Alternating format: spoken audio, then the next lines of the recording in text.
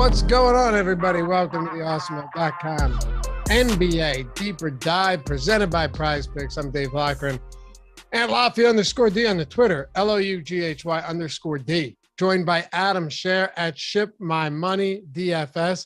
How you feeling about these monkeypox? I saw something. I saw like the headline about them, and I just kept going. Like, whatever. I don't plan on leaving the home until it's eradicated. What is it, like 20 people have it or something? I don't know. The first thing I saw was that like it kills 1 in 10 people. So like that can't spread that. That's like transmissibility. I'm no epidemiologist, but I can't imagine it's just like I'm pretty sure it's difficult to get. Right. Like that's basically, at least from my limited understanding, why like Ebola never became a huge factor in the US was it just killed you too quickly. Like someone has to cough blood on you or something? Well, and you just don't live long enough to spread it. Spread it? Yeah. Do you remember that scare? Do you remember everyone was panicking because that person had it on a flight? I don't remember the scare. I remember reading the book, The Hot Zone, and like kind of not, because I was young enough that like I read the book, but I didn't have any recollection of when it had actually happened. Yeah, I just saw it earlier today. I was like, oh, this is good, monkeypox. But it's always something new. Like you go on Twitter right now, what to know about the BA.2.121, the new Omicron variant that's spreading across the country. Right. What can we do? At some point, you just got to live, right? Yeah, I mean, I try not to read about diseases on Twitter. I mean, you are not going to the strip club because of the BA.1229743. I mean, you could tell me there's monkeypox at the strip club, and I'm not going. And you're still getting lap dances. You can check them for monkeypox first. All right. Anyway, happy to have you guys with us. Hit that thumbs up if you haven't done so yet. We got one gamers from here on out. Well, from 4 days ago on out, or 3 days ago, whatever it is, doesn't matter. Well, it's a fun today. Break it all down with your Boston Celtics, your Miami Heat. Al Horford was highly unlikely to play, also known as doubtful. Then he went to questionable. Now he is he's available. So there's that. Marcus Smart's probable. That line swung from 4.5 to 1. So it should be fun to break down. Totally different layout now. I mean, the whole foundation of this game, specifically with Boston, is way different than it was when Josh and I talked about it this morning. So Adam and I'll have plenty to get into. But yeah, hit that. Take a single second. Hit that thumbs up. Helps us greatly. If it didn't, I would not ask you. But it does. We got to bring this one back. Combat the YouTube overlords. You know what I mean? And subscribe to the channel if you haven't done so yet. Appreciate all that. If you like this, help support us. And if you want to join, hit join down below. I don't know why my closed captions are on. Hit join down below. Get the free super chats each month, the custom emojis, the what else, Jordan? Oh, yeah, the sweet badges. We got that. We'll always prioritize your questions and comments along with our Discord members. And we do some cool stuff for members along the way. Also, Jordan, I've been told that we can now gift super chats. And Jordan, it's gift memberships. You can gift memberships, not super chats. What did I say? Super chat? No, I'm sorry. That's what I meant. Gift memberships. And our other pal, Jordan, gifted like 30 of them last night on Live Before Lock, apparently. I mean, Paul, that's like Adam at a strip club status, except instead of dollar bills, right? Am I wrong? He's just memberships, just to everybody in chat. How do they get dispersed? Dollar bills or memberships? No, you wouldn't know. You'd know about bills, not about member. Like, oh, an ATM, obviously. Last time I was there, it was just straight credit card. Just skip the dollar bills. Oh, yeah? Yeah, it didn't go great. Yeah, we can't. I'm not getting into that. But dollar bills are like, I'm not really a strip club guy, but dollar bills are, you don't think they kind of add to the allure of the whole idea of a strip club? Oh, they do. Yeah, it's fun. Like if she's just holding out like a Stripe thing connected to her iPhone, that's not nearly as fun. And you're just inserting your debit card. Yeah, it was a different experience. How does that work? Were you like, here, I want to tip her $7 and then you charge it? No, I mean, you have to pay for the room and the bottles and like not doing that with ones. And then you just throw a tip on it. So there was no raining bills at all in this club? No, it just went up to like the room upstairs. But you weren't like on the stage or anything. But tips shouldn't be distributed evenly. You should be tipping the ones that you're most fond of. There was a girl. Like, there's only one stripper in the room. Well, there were at a time there were two. Yeah, but I'm saying like when you're down on the actual main floor. Yeah, that's different. You use ones then. Oh, you had Jordan. Do you understand why I was confused there for a minute?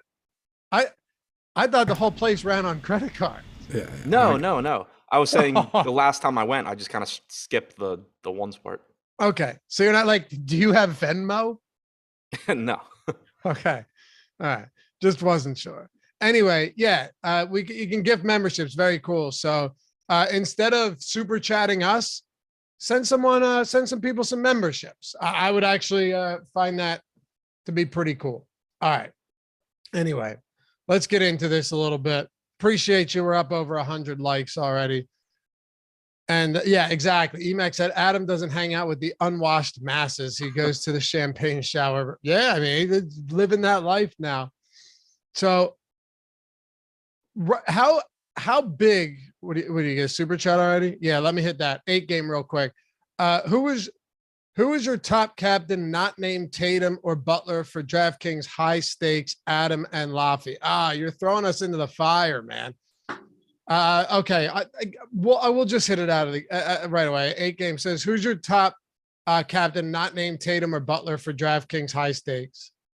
I mean, for high stakes, probably neither, but I mean, Bam, I guess would be the third option. Bam or Jalen Brown.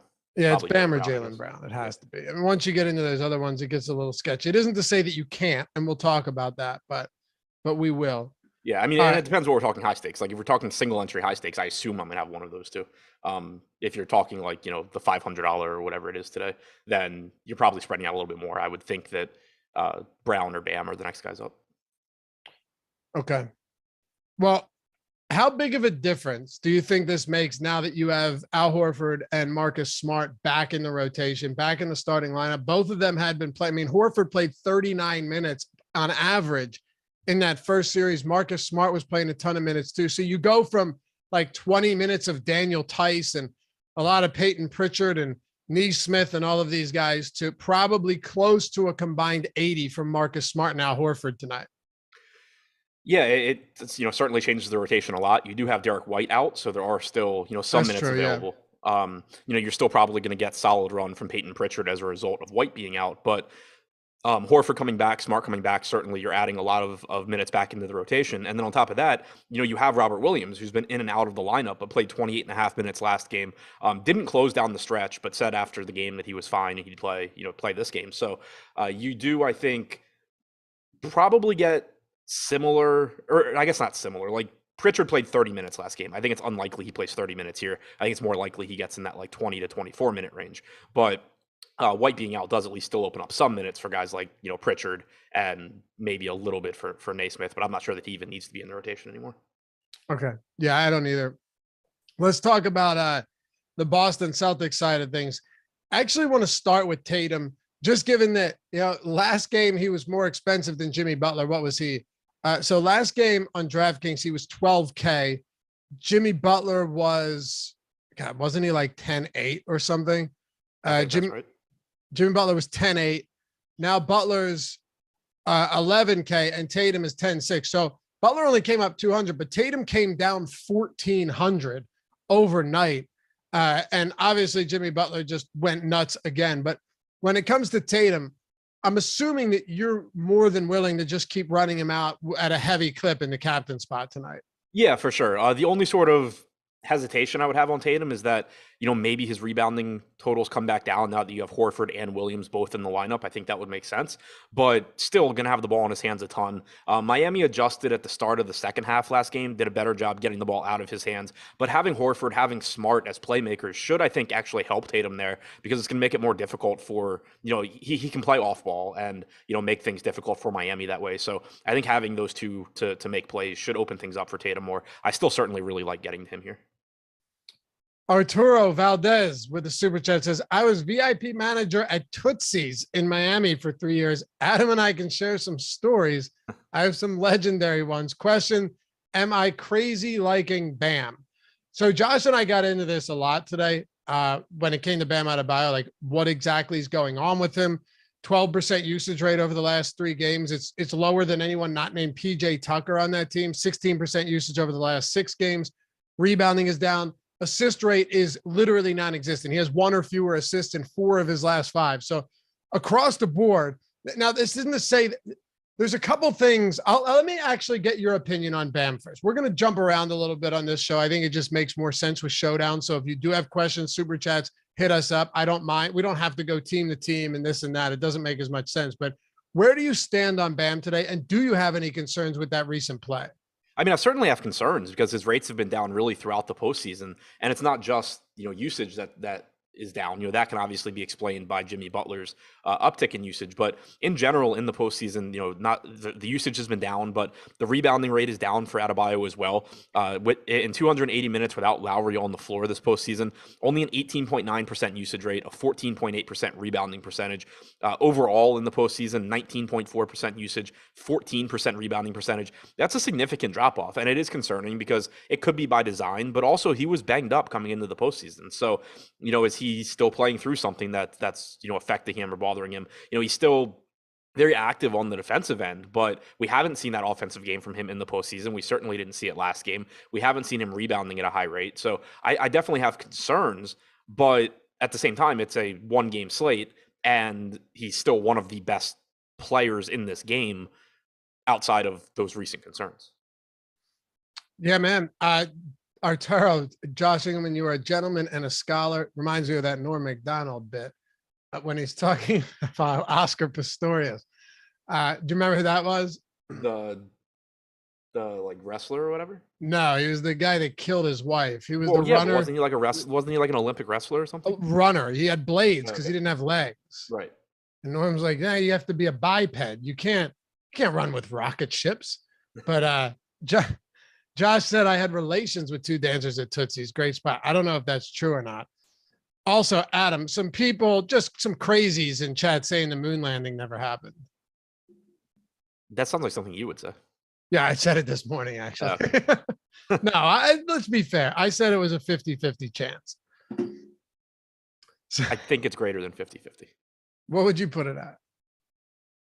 95.5. Oh, so there's some doubt. It's creeping in.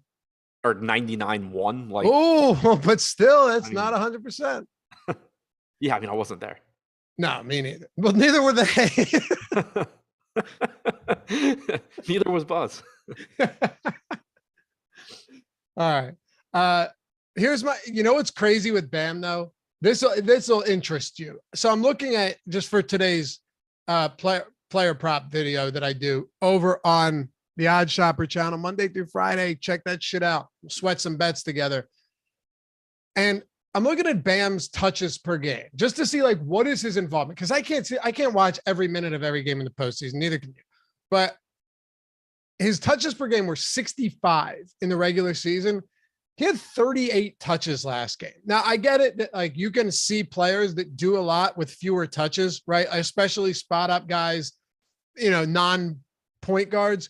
But the fact that over his last 4-5 games too, his touches are sitting around 48 per game. It's not just that he isn't shooting or passing as much. He's not even touching the ball as much. Like he's clearly not involved in the offense as much. That's my issue. Can it change? It can absolutely change. We've seen that, like Spencer Dinwiddie's a perfect example. He got involved again. But what we've seen the past 3 to 5 games has been concerning. That's all I'm saying. Yeah, without a doubt. It's kind of just, if this were the regular season, it would be less concerning because, it would be easier to write off as just, a poor stretch of games and you would still be fine betting on Bam's talent. But with this being the postseason and it being for basically the entirety of the postseason so far, it is a little bit more concerning because you run into the issue of, is it partly by design? Is it, is there something going on there other than just random fluky low production games? So I do think that it is more concerning, but you still have a very talented player that if Miami's going to actually win this series needs to step up and play well. From a DFS standpoint, what I would say the biggest concern is that he's not projected for any real sort of drop off in ownership. We have him at 46% total ownership, 8% captain ownership. it would be more appealing to take on those risks if Bam, if we were projecting the field not to be on Bam. Exactly. That's the thing that's interesting to me is you look at Bam's ownership. Where is he at right now? Let me refresh. He's still at, almost 50% of the field. 46% ownership on Bam is quite high. So would you not just say though that this is kind of one of those things that it's hard to project. You're either looking at it and saying, you know what, all of this is a blip on the radar. He's fine. Or you look at it and you say that this might be, as you said, by design. Like they might be just doing something differently. Jimmy Butler's been unstoppable and offensively, Bam, they're winning games without him. I don't know. It's tough to say, but I don't know if there's a right answer going into tonight, I guess is the way I'd put it. Yeah, it's one of those things where, I think that at this point you're factoring in the rates in the postseason, or at least I am, somewhat, but you're not just completely throwing out what Bam has done all season long either. And it's a 1-game slate. So like you're still going to play Bam. I think maybe, 46% is a little bit higher than I get to. I haven't crunched lineup, so I don't know, but it's still like, you don't want to get too bogged down in what's happened recently. Okay. So we can keep going here with some of these top priced guys. Jimmy Butler coming off of a 41-point game, 9 boards, 5 assists, 3 blocks, 4 steals. It's like the first time anyone's done this since they introduced blocks and steals to the stat category. I always find it funny when they talk about it. Like first 49, 5, 3, 4, and 7 game. Right. Like it's like scoreagami, but at the same time, it was amazing. And he's been amazing. Other than Luka, I don't know if there's anyone left that's been as good in the postseason as Jimmy Butler. So as expensive as he is, and I know how I know you said about Bam, we can't just discount everything he's done in the regular season. I think we have to discount a lot of what Butler did in the regular season. And what I mean by that is this dude had, do you know he has 0 40-point games since he's been with the Heat in the regular season and 5 40-point games in the postseason? Do you know how absurd that is? Yeah, I had no idea that was. That's nuts, right?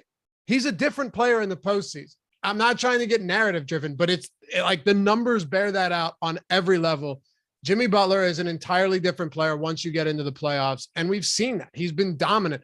Look at these games though, right? Since the third game against Atlanta, 65 fantasy points, 52, 67, 34, 53, 53, 61, 45, 54, 73. He deserves to be this price. Yeah, for sure. The usage rate is up, but he's rebounding at a high rate. He's getting a lot of assists. You don't have Lowry, so the assist percentage should continue to be elevated as well. I think that it's difficult not to like Butler here, just given that, he's going to have the ball in his hands a lot. He's getting to decide where the ball goes so he can call his own number. I expect that usage rate to remain elevated, but the peripherals are there as well. So I think it's difficult to not really like Jimmy Butler here. Would you say he's your favorite captain today in large field? Between him and Tatum. Okay. My filler are, hey guys, should I captain Peyton? No. Or Vincent?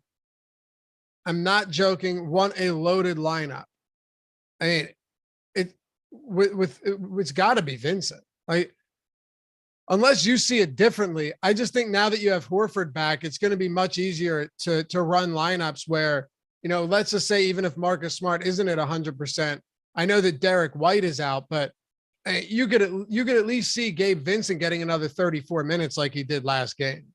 Yeah, you could. Like, I don't necessarily think that's the most likely outcome. No, but if you're playing a showdown lineup with Gabe Vincent at captain, you're clearly playing for that 1% outcome, right? Well, right. Well, I was going to say, I think it's more likely you get the 33 to 34 again from Vincent than it is that you get the 30 again from Pritchard. Right.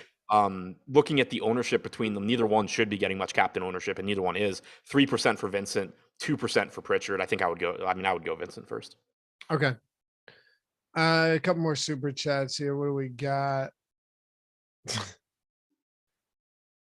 Hold on. Jordan, you sent them to me, right? Yeah, you did. Oh, okay. Never mind. I thought we had another one. My fault. I thought we had another one. We do have a sick prize picks promotion where if you sign up over there, you get a free month of Awesemo Plus Platinum entirely free. That is right. Everything on the site, all of our DFS tools, all of our betting tools, everything entirely free. All you do is use the link in the description or the one that Jordan Klein is about to put in the chat right now. Prize Picks is blowing up, legitimately blowing up. I see more videos about it every day, more articles about it every single day. And you get $100 first match deposit bonus. So the signing up at Prize Picks, you get a first match deposit bonus when you use the promo code Awesemo, AWESEMO of $100, right? When you use that link in the description or the one that Jordan put in chat. And you get a free month of Awesemo Plus Platinum, every tool for every single sport that we have for the entirety of the month, 0 strings attached. It is a good deal. Actually, it's a ridiculous deal. Even if you don't think you're going to play there, you're best off signing up anyway and taking advantage of all that. And plus, I think you'll like it. It's pretty sweet. You got 5-player lineups that you can build. You can 10x your money. And unlike traditional parlays, if you only hit 4 or 5, you still 2x. If you hit 3 or 5, you still make money back. We have a Prize Picks tool for free if you're already over there, over at awesemo.com, to help you make the best selections and make the best picks. And you can do cross sports. If you know baseball, basketball, and MMA, and you make a 5 prop lineup, you can mix all them in there. There's no juice on either side, just taking the over or the under. And as you know, I've done plenty of these reads and I've given out plenty of props. Once we get into like football season specifically, there's a like legitimate edge to be had there with certain props, specifically those touchdown scores. So it'll be fun, but check it out. Still got a ton of stuff going on. Awesemo is the promo code, AWESEMO, $100 first match deposit bonus and a free month of Awesemo Plus Platinum. Go to prizepicks.com, download it in the App Store or the Google Play Store, wherever it is that you prefer, and we'll see you over there. All right. So let's talk about Jalen Brown a little bit here. We got into Bam a lot. Jimmy Butler is pretty self-explanatory at this point, right? Like, I don't think we need to talk much more about Jimmy Butler. Do you? No, I agree. Okay. Tyler Hero, Max Strus, Oladipo. We'll get to these guys momentarily. But Jalen Brown has been very consistent, at least in the postseason. And you're getting, pretty high usage from him. He's jacking up 7-8 threes every game. And he's rebounding on the whole better than Jason Tatum. We've seen that since the beginning of the postseason, and it's hasn't slowed down. He's got 10 boards in that first game against Miami. Is he someone that you'd be happy to get to a captain, or is he just a better utility play for you? I mean, I'd be happy to get there. He is getting some ownership, so it's not like he's super low owned. He's the 3rd highest owned captain behind Butler and Tatum, but he is cheaper than those guys. And if you're not punting the position, like we were talking about Vincent earlier, which, I think that roster build is fine in some lineups. Just, if Vincent has a good game, you're getting all the other good players. But if you're not punting it, you do want somebody that can at least come relatively close to what Tatum and Butler are capable of, even if it's not the most likely outcome. And Jalen Brown certainly can do that. Chris G with a super chat. Favorite 2 Prize Picks props for tonight. Well, here's what I would say, Chris. We have a Prize Picks tool. We have a Prize Picks tool for free over at awesemo.com. And you can check all of that out. I'm pulling it up right now. As a matter of fact, if I were to give you some that I like, it sucks because a lot of the props that I liked earlier in the day when I was researching all this kind of go out the window with Al Horford back. That it's not great. But like, do we have Gabe Vincent over 2.5 assists here? Let me see. Okay, it's over 3. That's tough. He has 6 of 7 games that Lowry hasn't played in the postseason. He's gone for 3+ assists. So that's an interesting one. Obviously, like the 2.5, but the over's juiced everywhere else on all your traditional books, unlike this one. And Marcus Smart over 6 assists, because everywhere else that's at 6.5. And I think Marcus Smart over 6 assists is nice. But use the tool. I can only look at so much right now. All right. Have anything else here? You see my message, Jordan? Yeah. Okay. Oh, and last thing too, before I get back to this, we have free content today. Player rankings for basketball are free. MLB player projections, that's going to lock soon. They're free, but NHL player projections are free too. You can always check on the site to see what tools are free every day. But yeah, you still got player rankings for NBA if you want to follow along with us. All right. So when we're looking at Butler, Tatum, Brown, and Bam Adebayo, are there any preferred options there for captain? Any guys that really just stand out to you? Like, and I mean, any specific guy that stands out head and shoulders above the rest, or is this a mix and match with Butler, Tatum, and then a decent amount of Brown and some Bam Adebayo among the highest priced guys? Yeah, I mean, that's how I see it. I think that Tatum and Butler are very comparable to each other, but right now we also have them getting similar ownership. So, there's not a huge stand to make there.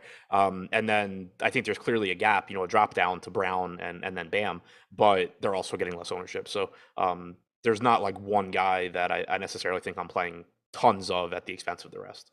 Where are you at on Smart today, though, with coming back after that hiatus?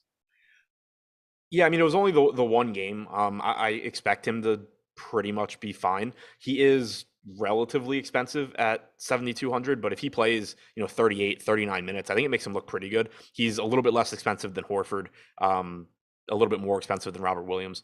So I do like Smart. Okay. Jordan, we're at 63-37. All right.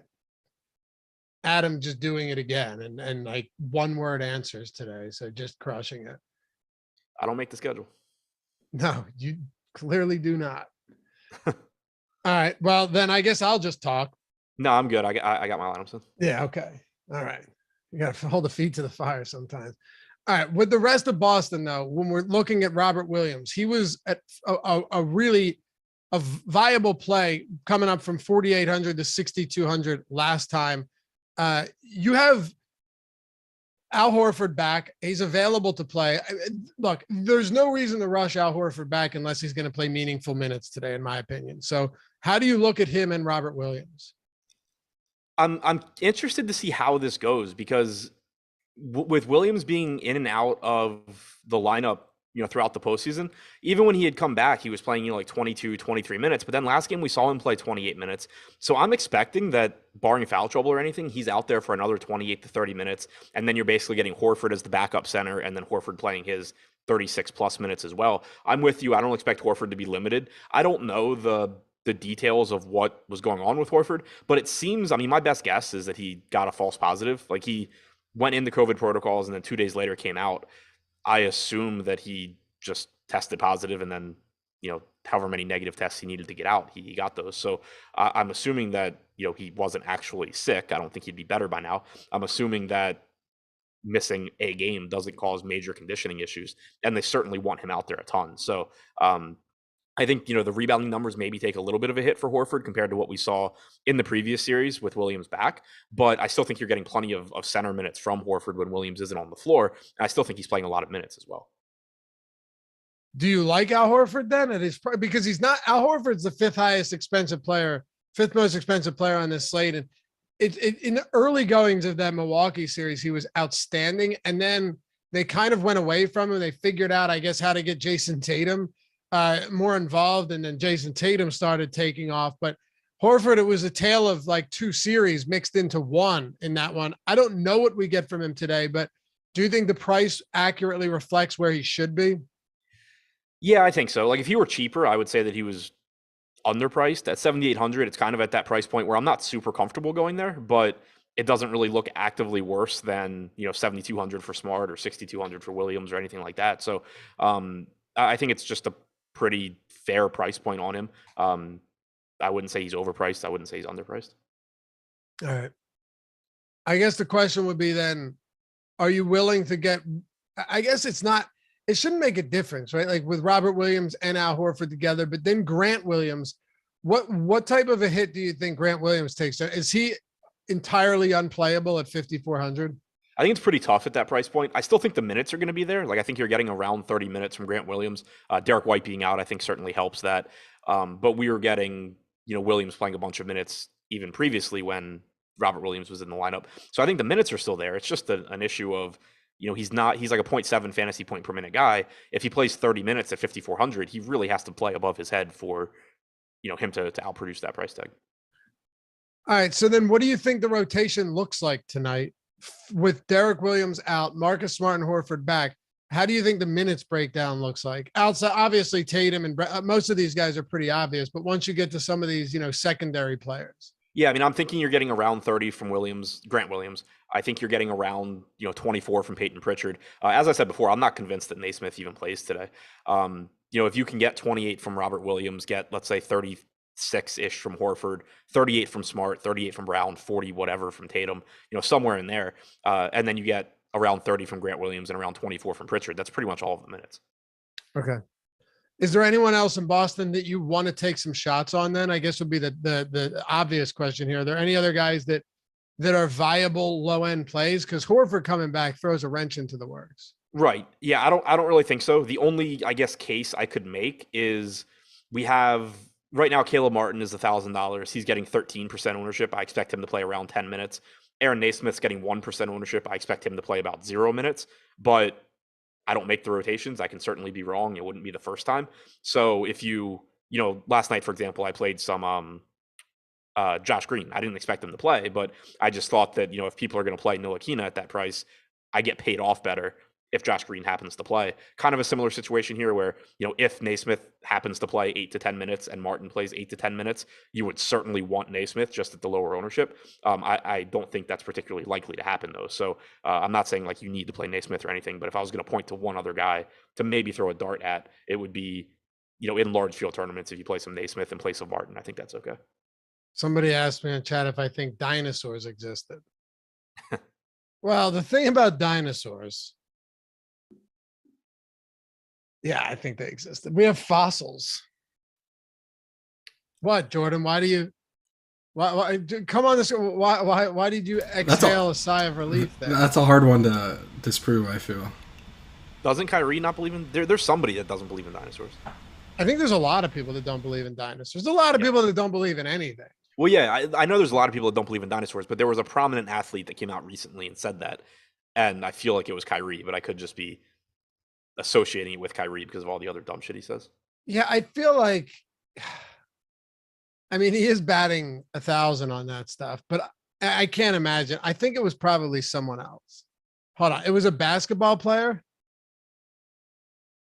I don't remember. It was an athlete. JJ Redick admits to Kyrie Irving he might not believe in dinosaurs. It was JJ Redick? That was 4 years ago, though. That was the first thing that popped up. Wait, JJ Redick said it? Well, it says JJ Redick admits to Kyrie Irving he might not. Maybe it was on his podcast or something. I don't know. It was from January 12th, 2018.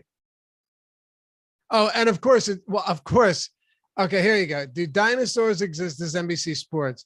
Do dinosaurs exist? JJ Redick and Kyrie Irving aren't so sure. God, I got to listen to that.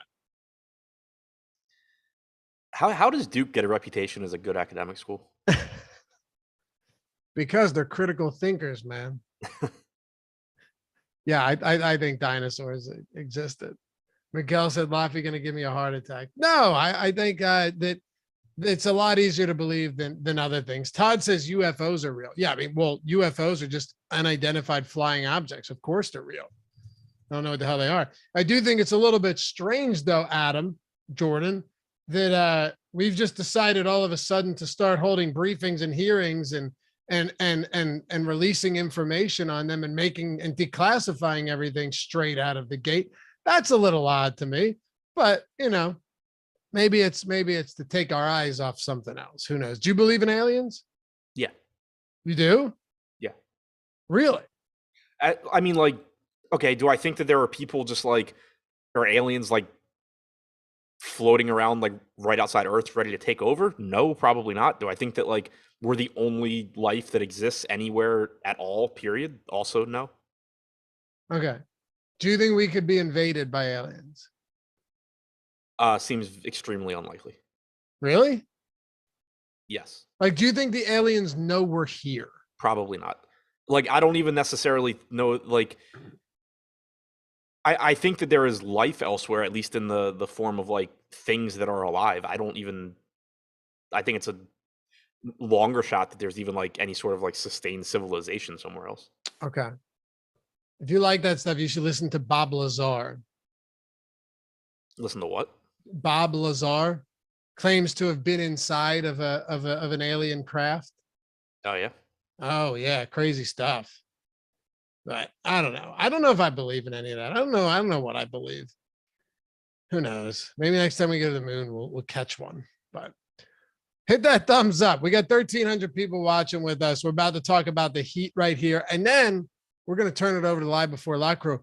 Josh Engleman, baby. Josh Engleman, Greg Ehrenberg on Live Before Lock tonight. Josh returns to the Live Before Lock show, and he will be with you with Greg not only up until 8:30, but until 9 o'clock as well.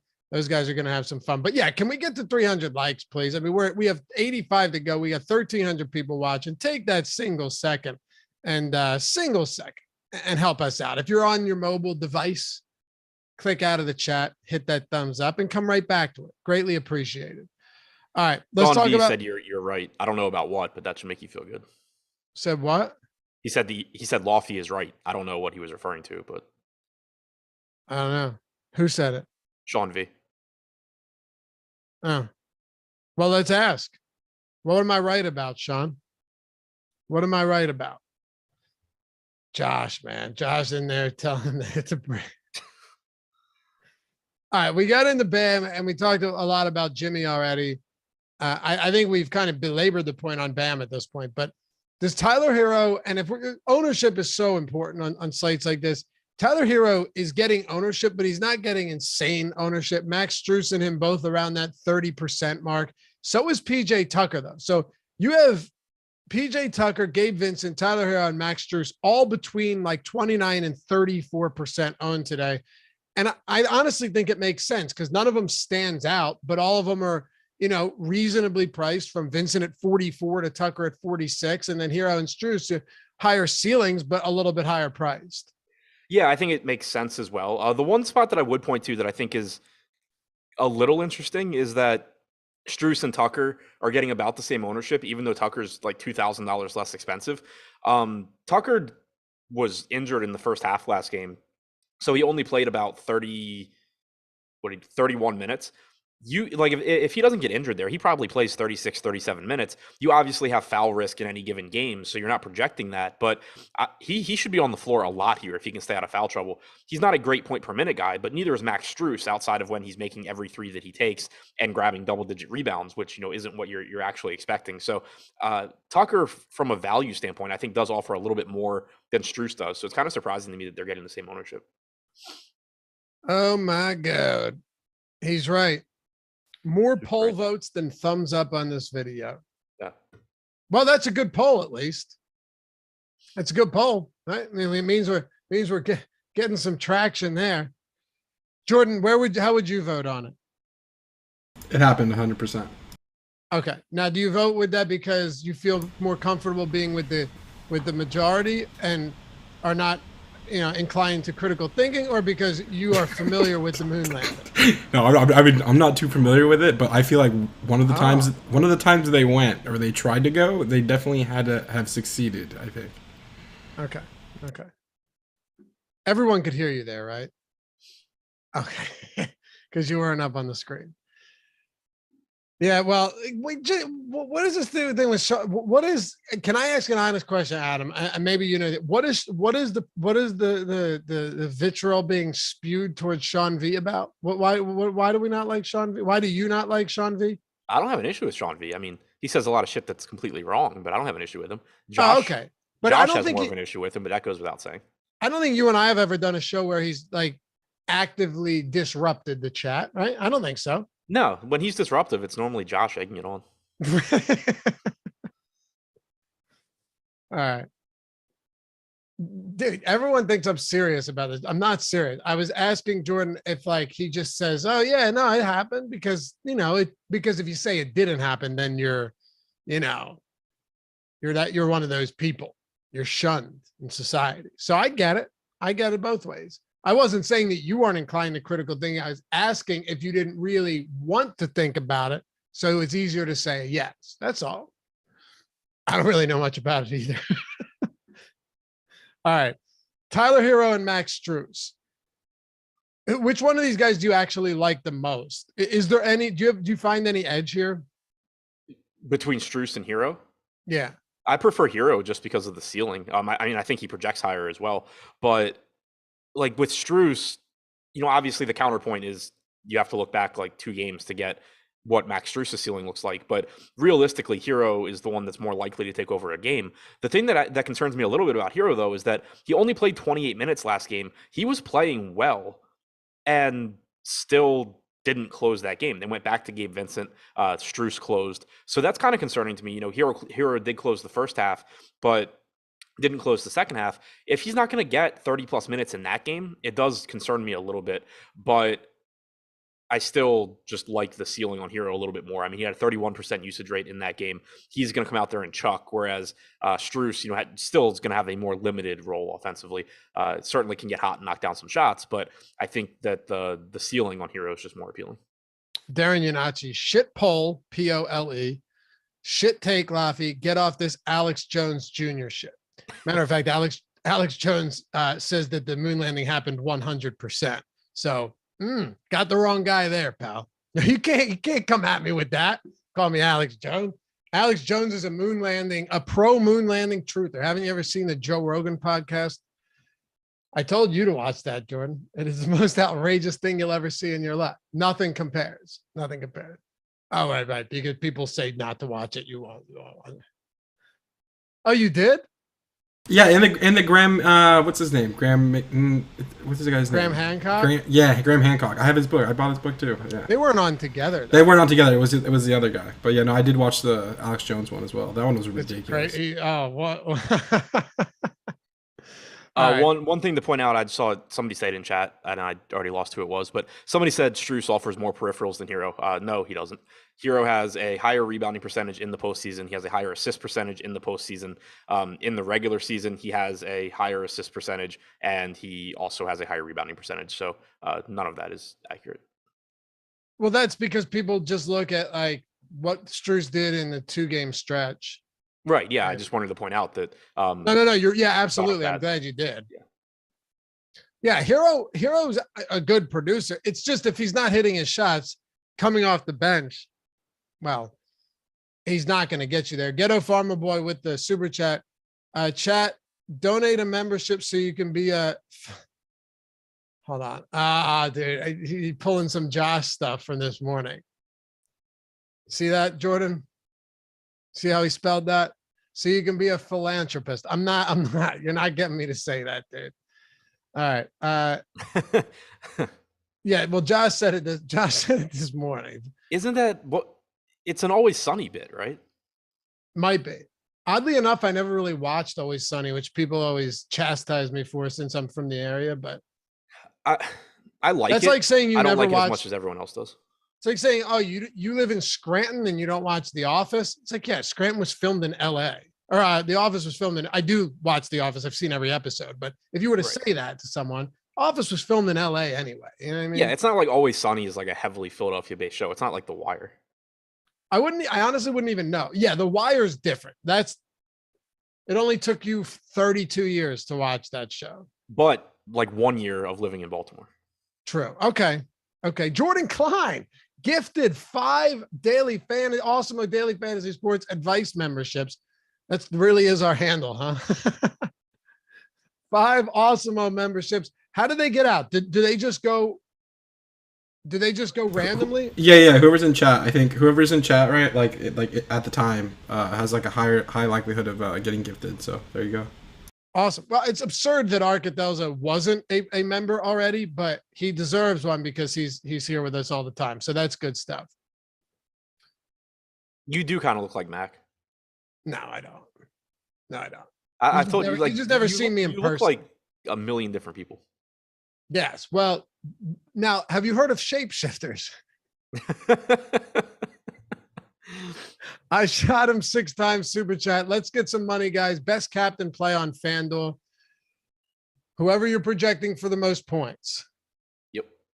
It's either Butler or Tatum. Yeah, exactly. And I'll happily give you an actual answer. I'll give you what our projections have on that. Thanks for the super chat. So but looking at the ownership, I would say Tatum just because I think that they're very close and Tatum. That's a good point. That's a good way to look at it. If you're getting significant, what's the ownership on FanDuel? 42 Butler, 36 Tatum, 12 Jalen Brown. Okay. Do you think Jalen Brown makes for a viable MVP on FanDuel if he's really going to be 12%? On FanDuel, if you're not going Jimmy Butler or Jason Tatum, I think it kind of has to be Brown or at worst Bam. Yeah, because Brown can go for those 50-point games, and you could always have a Butler 50-point and a Tatum 50-point game, and they all finish around the same. So I don't know. I think it makes sense. FanDuel, we have Tatum projected at 45.88, Butler at 45.79. No discernible difference there whatsoever. Have you started watching We Own the City yet? No, is it out? I should. I didn't even know it was out. It's like 4 of the 6 episodes in now, I think. Is it good? Yeah, it's good. Real good? Okay. Yeah, I mean it's kind of depressing, but it's good. The guy, what's his name that wrote The Wire? David Simon? David, is that his name? Yeah. Did he write this? Yeah, it's like a lot of the same writers, producers from The Wire. It's got a lot of the same actors from The Wire. It stars John Bertham, Punisher, but like Marlowe's in it. There's a bunch of guys from The Wire in it. Sweet. Okay. I can't. Jamie Marlowe's in it? Jamie Hector, yeah. I don't know his real name. Yeah, I mean, yeah, not as Marlowe, but yeah. Marlowe, one of the best characters ever, because you hated the guy, but you respected him. I didn't even hate him. You wouldn't. you would actually like somebody like that. That's just a ruthless, cold-blooded killer. I mean, let's call a spade a spade. Psychopath. He was not you, but he was a psychopath or a sociopath at worst. The guy did what needed to be done. Do you know what the dark triad is? I've heard the phrase, but no. So basically it's like Machiavellianism, psychopath, and sociopath. I think it's those 3. He would definitely, it's like a test you could do. He would be all of them, right? I think narcissism is one of them. Yeah. Narcissist and sociopath are one, but he was one of the craziest characters you'll ever see. Like, at least, I don't know. Who was it? Marlowe? And then who was the one before him that got locked up? I was only half listening. Who was the one before Marlowe? Like his cousin D'Angelo? Avon? Avon. Yeah, Barksdale. I was a big Barksdale guy. Yeah. Are there any good value plays that we haven't talked about yet? Like anybody that we can get to with even the semblance of confidence, or knowing that they're not high owned, but they could get some minutes? I don't really think so. I mean, Horford and Smart coming back takes some of that away. You have Dedmon at 2K still. I guess we didn't mention him. He should play 10 to 12 minutes. Martin at 1K, I mentioned before, probably plays around 10 minutes. From the Boston side, though, there's not really anybody super cheap unless you are just throwing that Naismith dart and hoping that he somehow gets on the floor, because Williams' price came up and Pritchard's price came up. Like, the cheapest guy on Boston that I project to be in the rotation is $4,800. That's nuts. But it makes sense. These are only going to get more difficult too. Like as long as these games keep going. And I'm wondering honestly if these sites are going to start softening the prices a little bit because you're going to get to a point where you have we're going to have a very good idea of the rotations. And I just don't know. I don't know how you're going to make line. Like, okay, let's actually make one right now. We did this on last deeper dive. Let's throw Butler in at captain and just see what we can get from there. If we toss Butler in at the captain spot. So if I were to hand build it here, we go Butler, and then are you going Tatum in the utility? Yeah. Okay. So that gives you 5,700 remaining.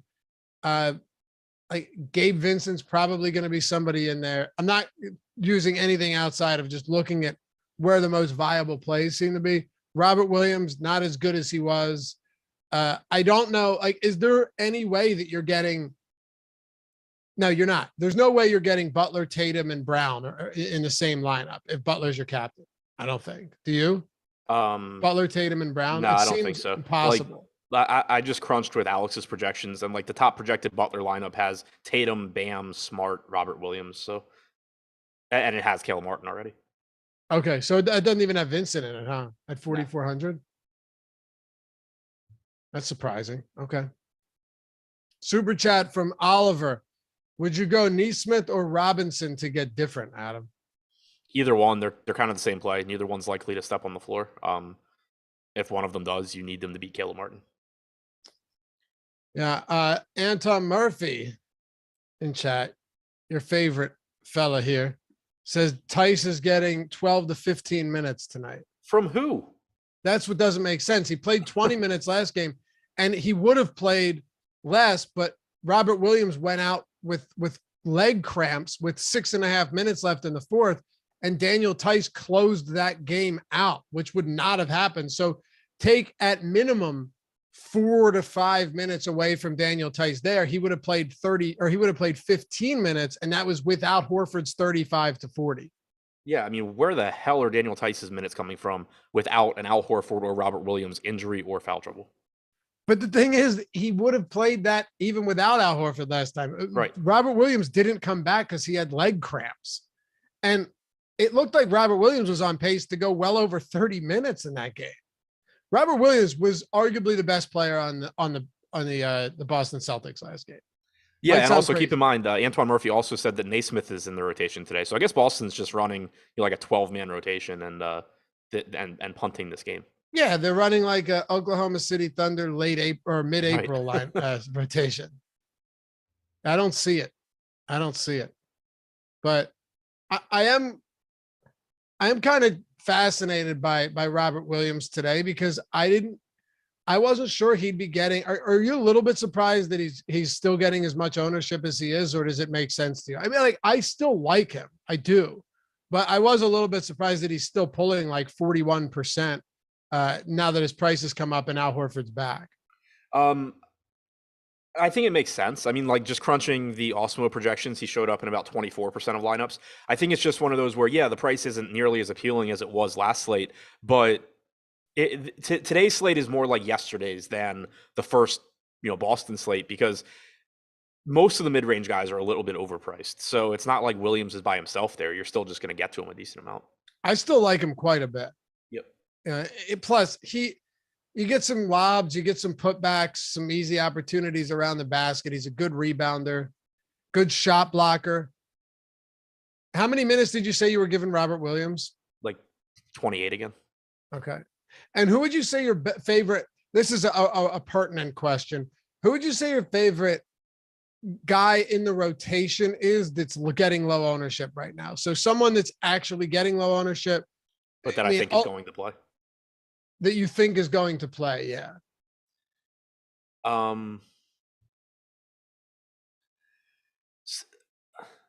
This is kind of just like another.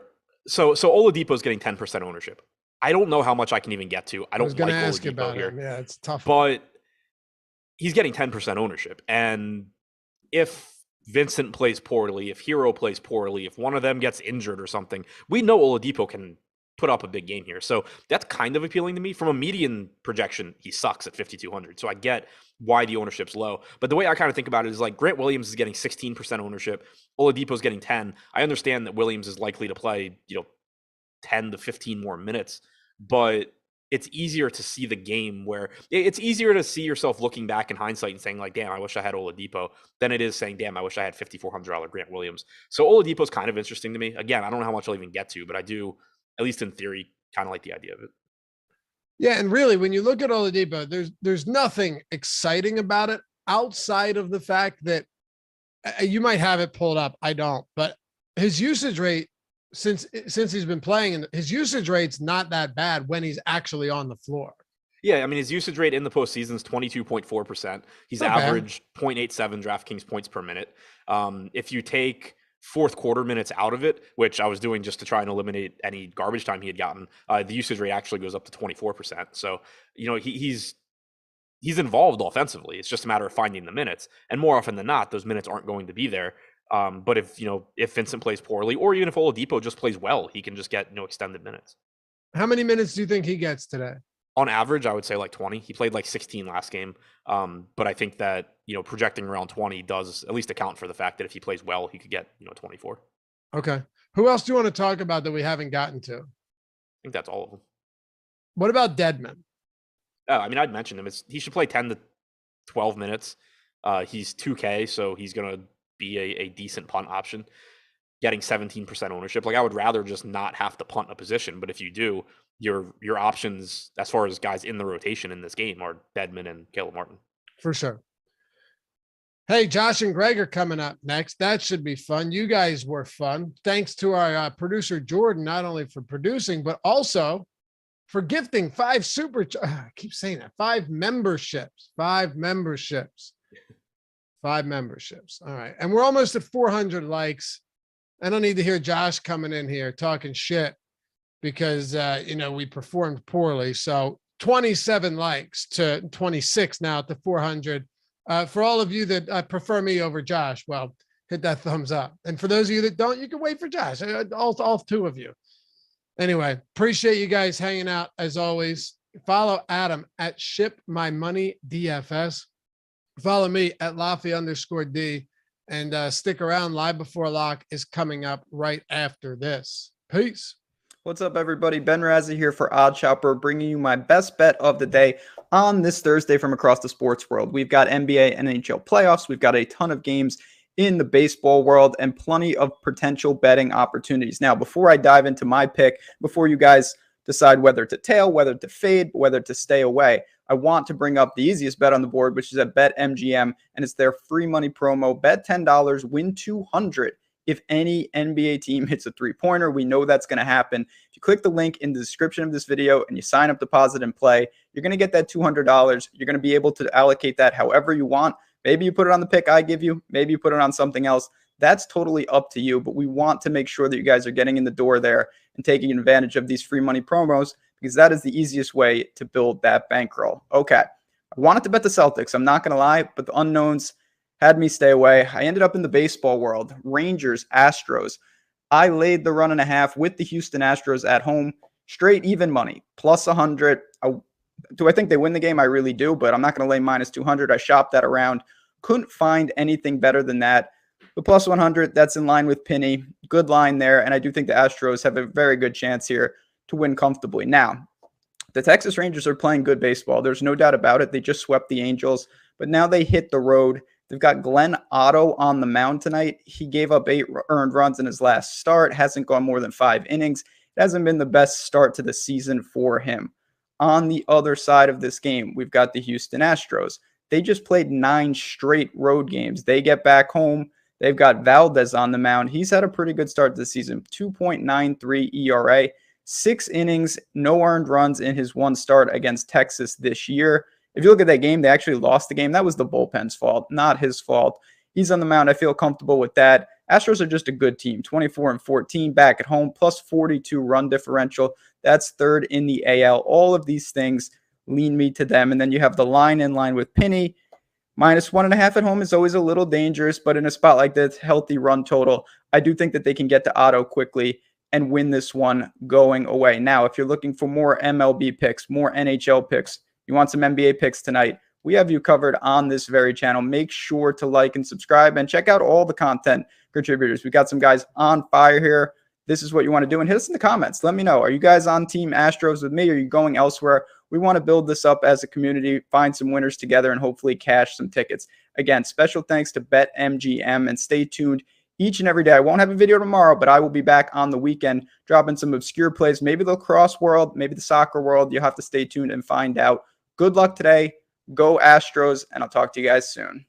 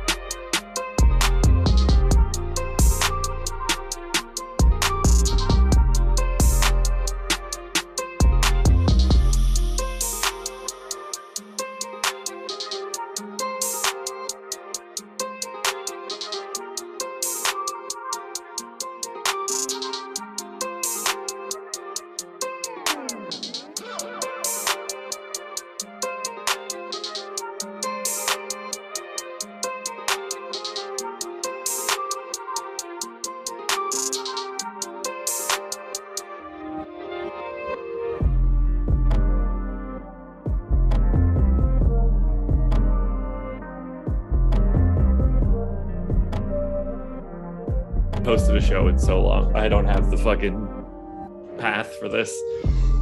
Ooh, good time to wear a Lakers shirt. Well, they're very relevant right now. And we are live. Welcome to NBA Live Before Lock. It is Thursday, May 19th.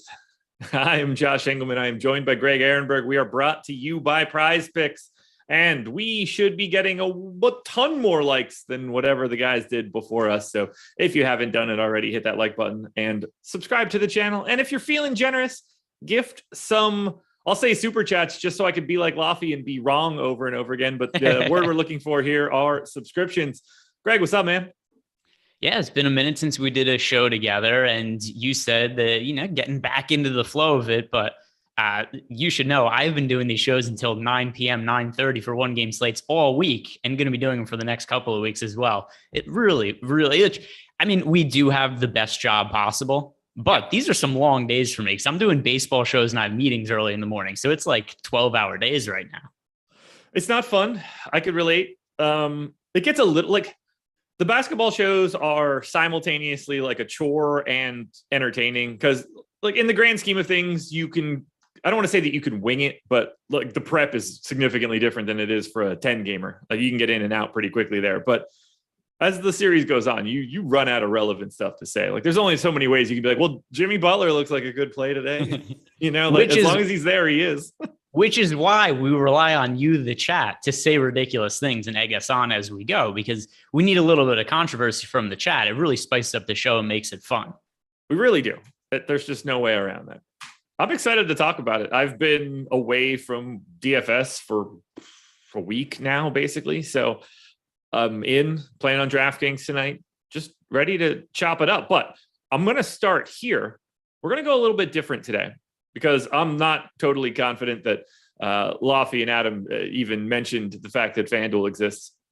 So we're going to kick it off with a FanDuel discussion, because I think that could be helpful for some people, and I know they want to hear it. And honestly, we've got an hour to talk about this, plus an extra half hour. I think we've got plenty of time to break down FanDuel, DraftKings, everything that we could possibly want, Prize Picks as well, which we will definitely touch on. So want to chop it up on some FanDuel to start? Yeah, we can do all of it. I'm prepared to talk about everything all the time. Everything. I feel like I can get you for saying that, but maybe. I mean, I came in the existing poll was the moon landing real or not? So I was like, boy, Laffy was on some shit a few minutes ago. Yeah, we got into that on the strategy show this morning. We'll toss that to you right now. Moon landing, true or false? That's true. And here's the biggest reason why. So a lot of people believe in all kinds of government conspiracies and stuff.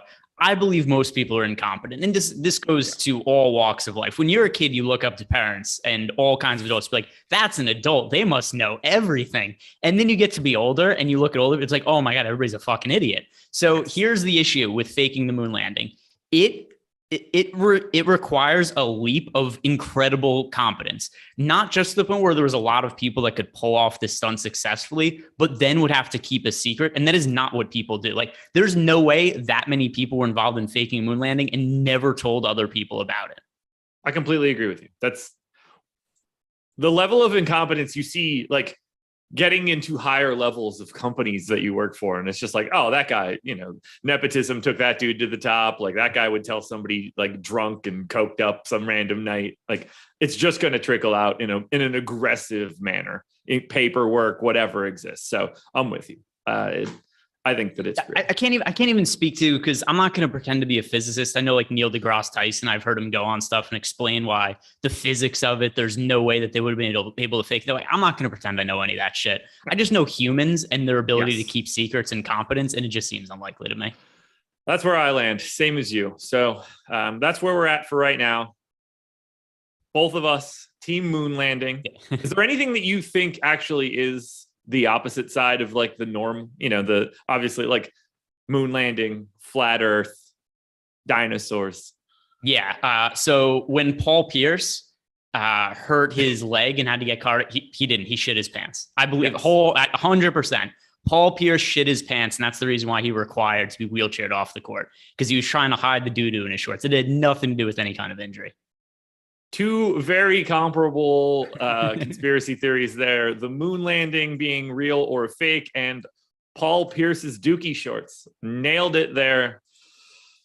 All right, let's get into it. Let's talk some FanDuel to start this one off. I'm pulling up FanDuel ownership for right now. I have my FanDuel Sims locked and loaded so that we can actually talk about this stuff.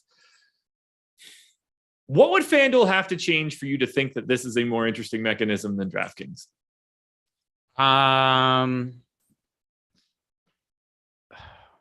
The pricing to change based on where they are in the South. And by the way, actually, I don't hate the FanDuel one, but I think the pricing lends itself to there being a lot of ties, even though they try to set it up where it's like, hey, we have the 1.5x spot, the 1.2. So there's the different multipliers, which definitely add an element, which I think DraftKings could do something like that as well. But I think the pricing has to scale also based on where the guys are to create more decision points. Or else you look at these slates and it's, like, when can you ever justifiably say, like, oh, I'm going to play Gabe Vincent or Max Strus in the MVP spot? And, once a season or something totally bizarre will happen. Will be a crazy unique lineup that ends up winning with those guys the MVP spot. But in general, you don't want to be chasing that. But that's probably what it has to be for me, is they would have to change the multipliers as an equivalent to a salary change also, or else, and there are more guys that are viable at the MVP spot in this game than say the other series. Yeah. But still, by and large part, I think we could say with a fairly high degree of confidence, Jimmy Butler, Jason Tatum is going to be the highest scorer in the slate with, a slight chance of somebody like a Bam Adebayo or Jalen Brown. But I think that's probably the biggest flaw in it. Would you agree? Yep, 100%. That is what I would like to change if I could. It would just make talking about the entire slate a little bit easier, because you can talk about cheap captains on DraftKings because of the way that the salary scales. On FanDuel, if someone's like, I'm telling you, man, Grant Williams is going to be the MVP today, like, you can't ever really take that take seriously. We're talking about a 1% outcome. That probably too high there. 1%. Yeah. It's probably too high there. So I think it's pretty obvious how to detail MVP percentages, but it's probably better to just sort of look at these guys in the aggregate from an ownership perspective. Does anybody stand out to you as like way higher than you were expecting or way lower than you were expecting? And if you've got like an individual lineup spot, that also works. Yeah, I'm just looking through the MVP ownership, but 42% for Jimmy Butler, 35% for Jason Tatum. I guess the only thing I would add is that maybe not, because Butler's been playing such a different role in the postseason than in the regular season. I'd say maybe you can make a case that Butler and Tatum should be a little bit closer, but it's not like 42 to 35 is that big of a gap. 3% for Al Horford seems a lot to me, but that's not really some kind of outrageous take. The MVP ownership seems about reasonable to me. Yeah, that Horford number feels, I don't know. I don't like if he comes back that on FanDuel, if he starts getting into defensive stats, you can start to see how it could get there. What game was it in the Milwaukee series? 4, where he just went like full on bonkers. Like, that's the type of game that you need for him to have that 2% shot. Yeah, this series is also a much worse matchup for Al Horford, in my opinion, than the last one. That, and also, he did miss a game, but whatever. It seems like it was probably a false positive for COVID. He only missed one game. But that aside, I think last game, the way that the Bucks like to defend, where they're totally fine with letting ancillary pieces of players just shoot open threes all day, that lent itself really well for Al Horford to just take like 6-7 wide open threes per game. That's just not going to happen in this series. So I expect his fantasy production to be lower, but it's whatever. We're talking about 3% ownership. By the way, have you seen what's going on with the gifting memberships in the YouTube chat right now? Other than the fact that it just goes crazy and like fills up the chat with a run of it. It's fun that you can do it. Jordan Lockhart gifted, I don't even know how many, it looks like 30 memberships since our show has started. And then we had Lofty gifted another 10. So he's a good dude. People going crazy in there. El Negro Loco, the news god, he gifted a few as well. People in the given mood these days. All right. Jordan just sent me a link so that I could see these super chats, but it doesn't tell me the time that they happened. So that's really not helpful. I appreciate. I could read some of these. Which off one? Too. The first Oliver close off or the second? The Amber Heard one or the Naismith Robinson one? Okay, so we're going to start with Oliver Closeoff. All right, let's hear Josh's Amber Heard thoughts. I have not paid attention to a single second of that story, other than I know what's happening. I'm not following it all. I don't care about either one of those two people. So my favorite part of the story is that Johnny Depp, and also I've read some of the headlines, but I haven't followed it lately. I was planning on following up because chat keeps asking us about it on some of these shows. But my favorite part of it, Josh, is that supposedly during an argument, she shit on his side of the bed. Yeah, that's fantastic. I mean, she seems crazy. They both do. I liked her in Swim Fan. I think she was in. I don't know. I don't care. I don't care at all.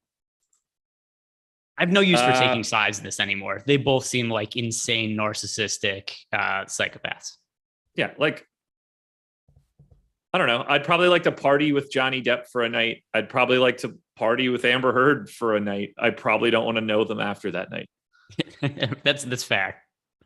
All right. Michael McKinney, favorite MVP and 2 favorite utilities for FanDuel Cash. All right. So for MVP, I'm going to say Jimmy Butler. If you have Tatum in that spot, I don't think you go wrong either. The way you're going, those are the only 2 answers.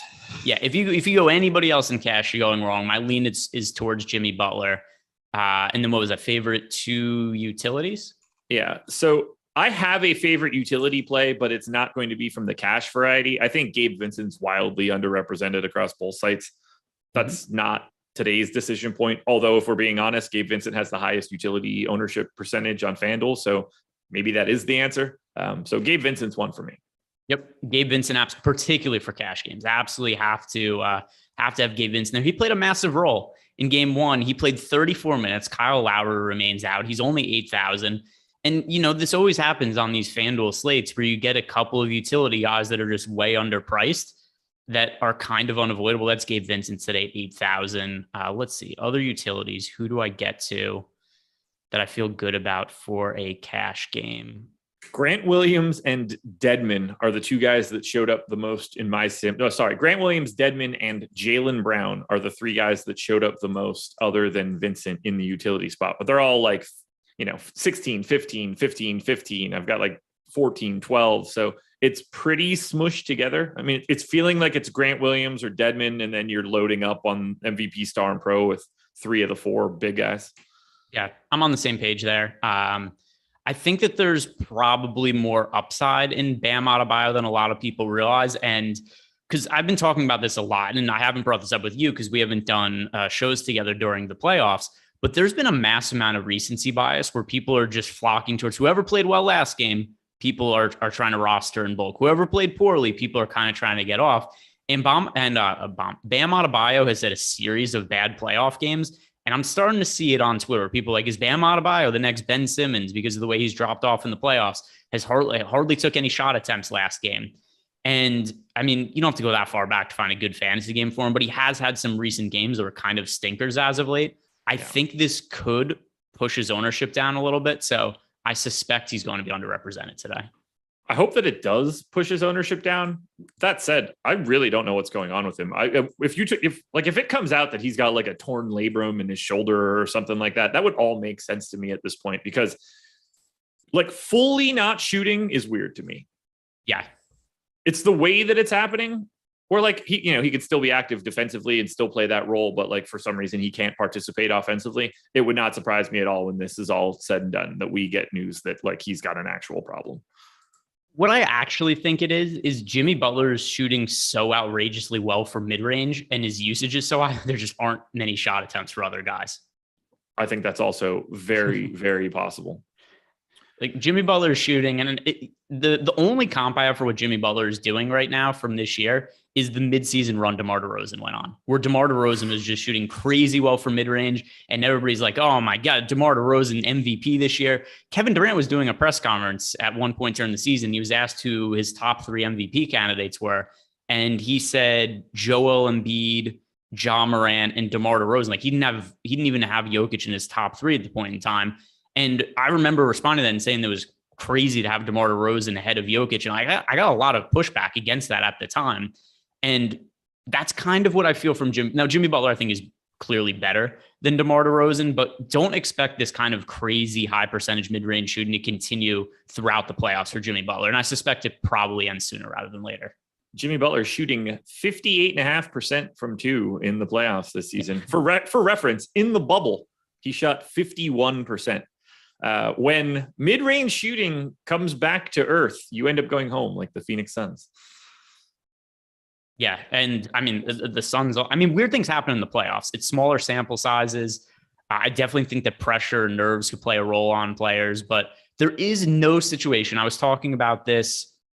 It actually might have been with Jimmy Butler in a different game. There's no scenario where a player is so motivated that they just make all of their perimeter shots. Like it's not sensical. No, that's just not how this works. So FanDuel, anything else that stands out to you right out of the gate? I think guys like Bam and Jalen Brown are really interesting, at least based on the way that my Sims came out. They basically have the same odds at every single spot.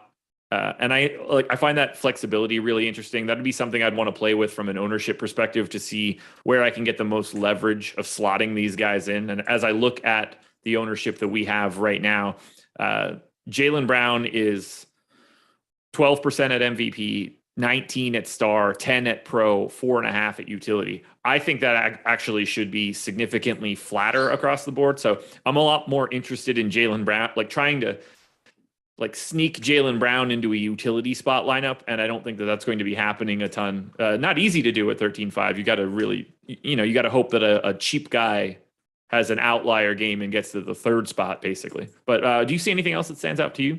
Yeah, so somebody mentioned before, and I agree with you, and I'm about to say why. So Dwayne Dedmon, I don't project him particularly well today, but because the rotations become more condensed and the star players are playing more minutes in these playoff scenarios, their ceilings and their projections are so much higher that I think the odds of Dwayne Dedmon landing in the optimal lineup are more likely than people realize. And it has nothing to do with Dwayne Dedmon. It's simply because he is the cheapest guy that I project the best. And I guess you could throw Kayla Martin into this in some sense also. We'll get to him on DraftKings in a bit. Yes. So him being 10% owned on FanDuel, Dwayne Dedmon being 13%. I do not think either of these are a good points per dollar play in a traditional sense. But because they enable you to get more up to Jimmy Butler, Jason Tatum, Jalen Brown, Bam Adebayo more frequently, I think they're much better plays than where the field is at on them. And I think the reason people don't want to play Dwayne Dedmon is because well, he's not that good. He's not going to play that many minutes. Yeah, it has nothing to do with him. It's because of the ceiling of the guys up top. Yeah, I'm with you on Dedmon. I actually had him coming out in the utility spot a little bit more frequently than what we're showing for ownership. Nothing too crazy, like 15%. And then I look at guys like Victor Oladipo who are getting ownership that I don't have the same sort of relationship with at 9K. I'm significantly lighter in a spot like that. But I like the shout for Dedmon. I also like the mild shout for Kayla Martin, although to me, he's a much better value at the flat minimum on DraftKings than he is here on FanDuel. The only piece of Dedmon that scares me, and it doesn't really make much of a difference as the series go on, like he could just as easily not play and PJ Tucker becomes the backup 5 and it really stops mattering that Dedmon's there. I am a little nervous that could happen, but we'll cross that bridge when we come to it. Yeah, and by the way, because people are fairly upset that I like Bam Adebayo today. I see that in chat. It's not lost on me. I'm going to somewhat double down on this because I've bet the alternate lines on Bam Adebayo, something I've been doing a lot in the playoffs. When there are guys that I think have a wide range of outcomes that are underrepresented, I'm sure people are annoyed of hearing me say this all the time. I've been taking alternate lines for them. I did it last night with Draymond Green, and it worked really well and could have really crushed because Draymond hit alternate lines on his rebound props last night. Unfortunately, got into foul trouble and the game was a blowout, but he easily hit the over on his points prop, easily hit the over on his rebounds prop, fell short of the assist prop. But some of these guys like Bam Adebayo are now really getting depressed numbers in the betting market. Bam Adebayo opened up with an over under 14.5 points this morning. It's gone up to 15.5 now, so that's a little bit higher. But when you're able to get Bam Adebayo at like 7-1 to score 20 plus points in a game, I'm not exactly sure what it's moved to at this point, but that's really appealing to me. It's going to miss more often than it hits, but I don't think that the numbers should be as long as they're on Bam Adebayo right now. I agree with you. And when we get to talking exposure on DraftKings, I get the sense that you and I are going to be in a similar boat. Ryan Nelson said the shorts were white, Greg is totally right. Yeah, he's talking about Paul Pierce. Exactly. Yeah. If you look, you slow-mo it when he's getting into the wheelchair. There's a brown stain on the back of his shorts. Also, just say it. Like, wrestlers and grapplers and stuff like that, they crap themselves constantly. As a joke, Paul Pierce did admit to it on ESPN once before he got fired. Was it during that wild Instagram live? No. It was while he was on TV doing a pregame show. I think Chauncey fantastic. Billups asked him about it, and he was like, yeah, I did it. But Paul Pierce, look it up. Shit his pants. No doubt about it. No doubt. There it is. Perfect transition to free content for today. NBA player rankings are free. MLB player projections are free. And NHL player projections are free. So go to awesemo.com and browse directly to them so that you guys can see them. Schedule for the rest of the night is just this show. Obviously, we're not putting on shows after 9:00 tonight. That seems like it wouldn't be really fun to do. I don't think we ever do that. Maybe some really ridiculous PGA Live before locks if they're going off. But we've also got a promo going on. NBA Live is the promo code. You can get all of what we have. Awesemo Plus Platinum. If you are a new user of Awesemo Plus for 50% off that first monthly price. What more could you possibly want? That's projections, ownership, boom bust tool, top golfers tool, top whoever tool, depending on the sport, fighters, if it's MMA, we got it all for you. So make sure you're using that promo code NBA Live, one gigantic word, no spaces. You can go to awesemo.com/promos, I believe, and get that as well. But you guys should check it out. Just know this, Fantasy Cruncher is an add-on, not included in our base packages. Can easily be added at checkout if you want to. And if you are a mid to high stakes NBA DFS player, we also have brand new high stakes ownership projections for the playoffs, which can be purchased as an add-on as well. Join Awesemo Plus today. All righty, let's go to DK. And now I'm going to lead it off with the super chat from Tyrone Pearson. He said, what are your thoughts on Pritchard as a captain? Not for me. Let me see in the lineups I built. So out of 150 lineups I built on DK, one of them had Peyton Pritchard a captain. So that is a no. Yeah, I think a lot of things got to go right there for that one to shake out. He did not show up in any of the lineups that I ran in my sim in the captain spot. You're going to need Marcus Smart to get hurt and Peyton Pritchard to play really well. And I don't even know if Peyton Pritchard is the guy that continues to get the minutes, even if something like that happens. So I would go a different direction. Let's get into that. Yep. What?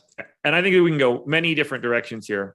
If you want to start with Bam Adebayo, I think that we can do that. Bam Adebayo at this moment is my most exposed player on DraftKings. I have no issue with that. And also, I understand he's projected for a decent amount of ownership, but there is a lot of bias that plays into it.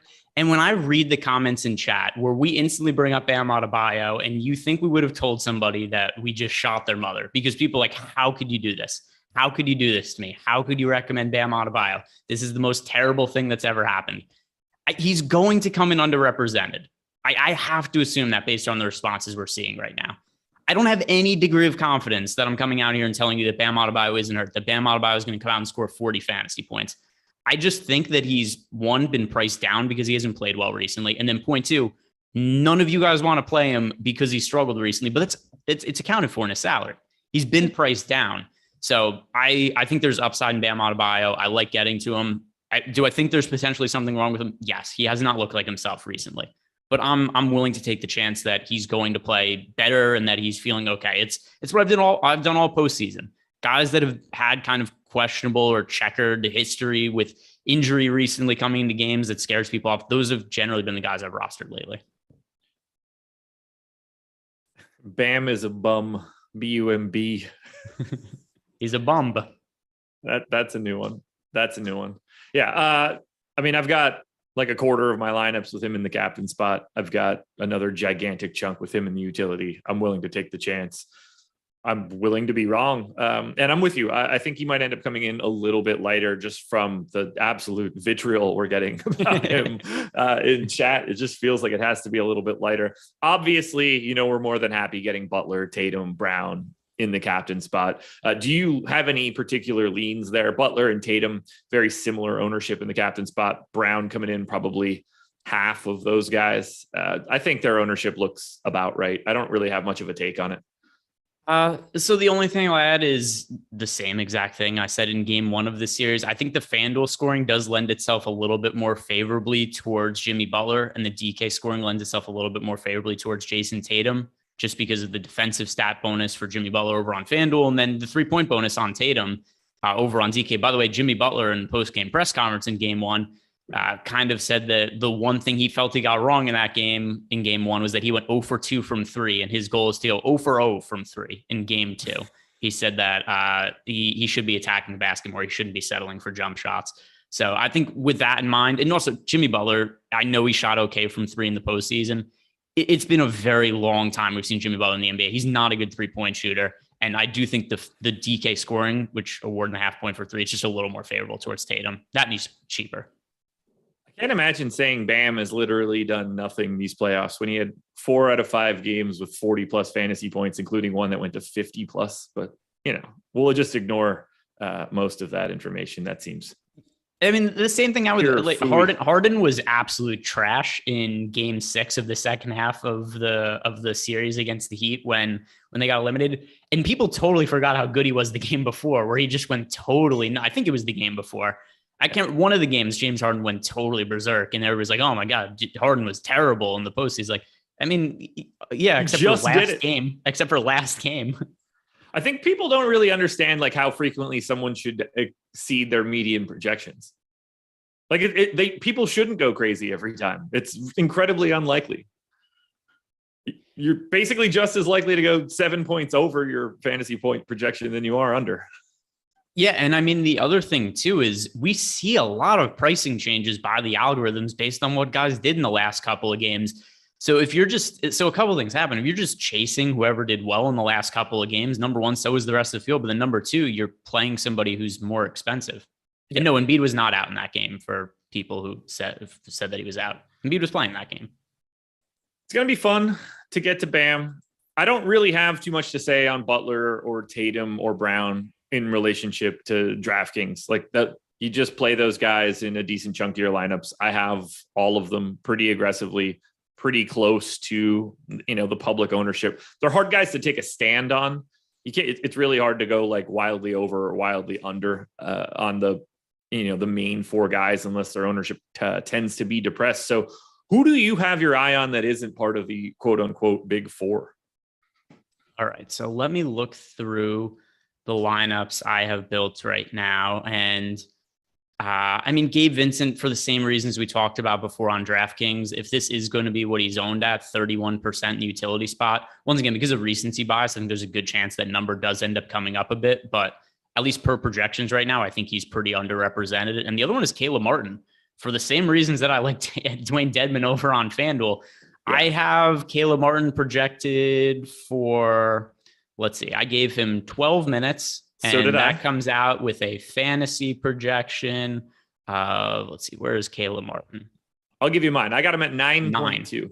All right, I have him at 9.1. I have him at 9.1. And you know where that lands him in? 33% of my lineups. 34% of my lineups. There we go. Boy, we must be operating with similar numbers today because.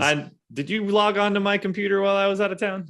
I might have had some information sent to me. But gotcha. the key with Kayla Martin here, same exact thing I said about Dwayne Dedman before. If you were giving somebody, 9 fantasy points at $1,000 on these slates where the pricing is fairly tight, he just enables you to get up to the guys who have the best points per dollar projections, which a lot of them are the expensive guys on these slates. Like there's very rare times where we're playing NBA DFS where you're like, who's the best value play? And it's like, well, Jason Tatum, Bam Adebayo, and Jimmy Butler. But that is how I view it in this series. And then playing somebody like Kayla Martin, you're just able to get up to those guys more regularly. So we're on the same page on Kayla Martin. How much Vincent do you have, just out of curiosity? Let's see. So the build I have right now. So a few lineups with Gabe Vincent captain. He's in about half my lineups. Same. Okay, I'm even a little bit more aggressive than that. I got a little bit more with him at the captain and just an absolute ton with him at utility. But If he's going to play, and I think that I was pessimistic. I gave him 31 minutes. He played more than that in the first game. I have no reason to suspect that he can't do that again, but I'm getting a ton of him. And I think that I'm light on his projection. If I projected him for the minutes that he played in the first game, he might be in every single thing. And I really wouldn't need that.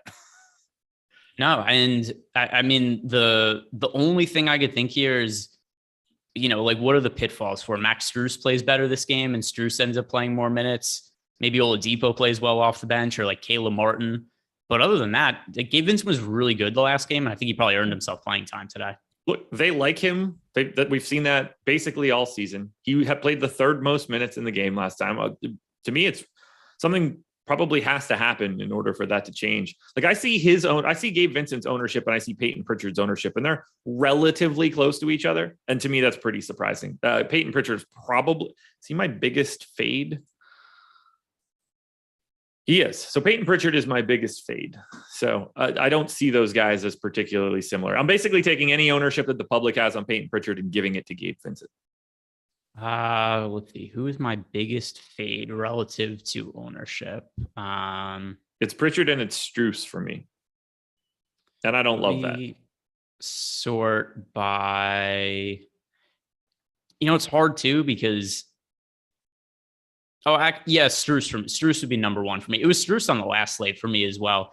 I mean, his price has come down. He was $7,000 in game one, and I thought that was crazy too high. Even 6,400 is too high for Max Strus. He had those 2 games where he went nuts, where he scored 36 fantasy points against Philly in game 5. Then he scored 43 in game 6 to close out the series. And it's funny, he was low owned in that spot. And then he comes back the next game at 7K. And people are like, well, now it's time to play Max Strus at $800 more expensive. So even with him being priced down now, it's too expensive for him.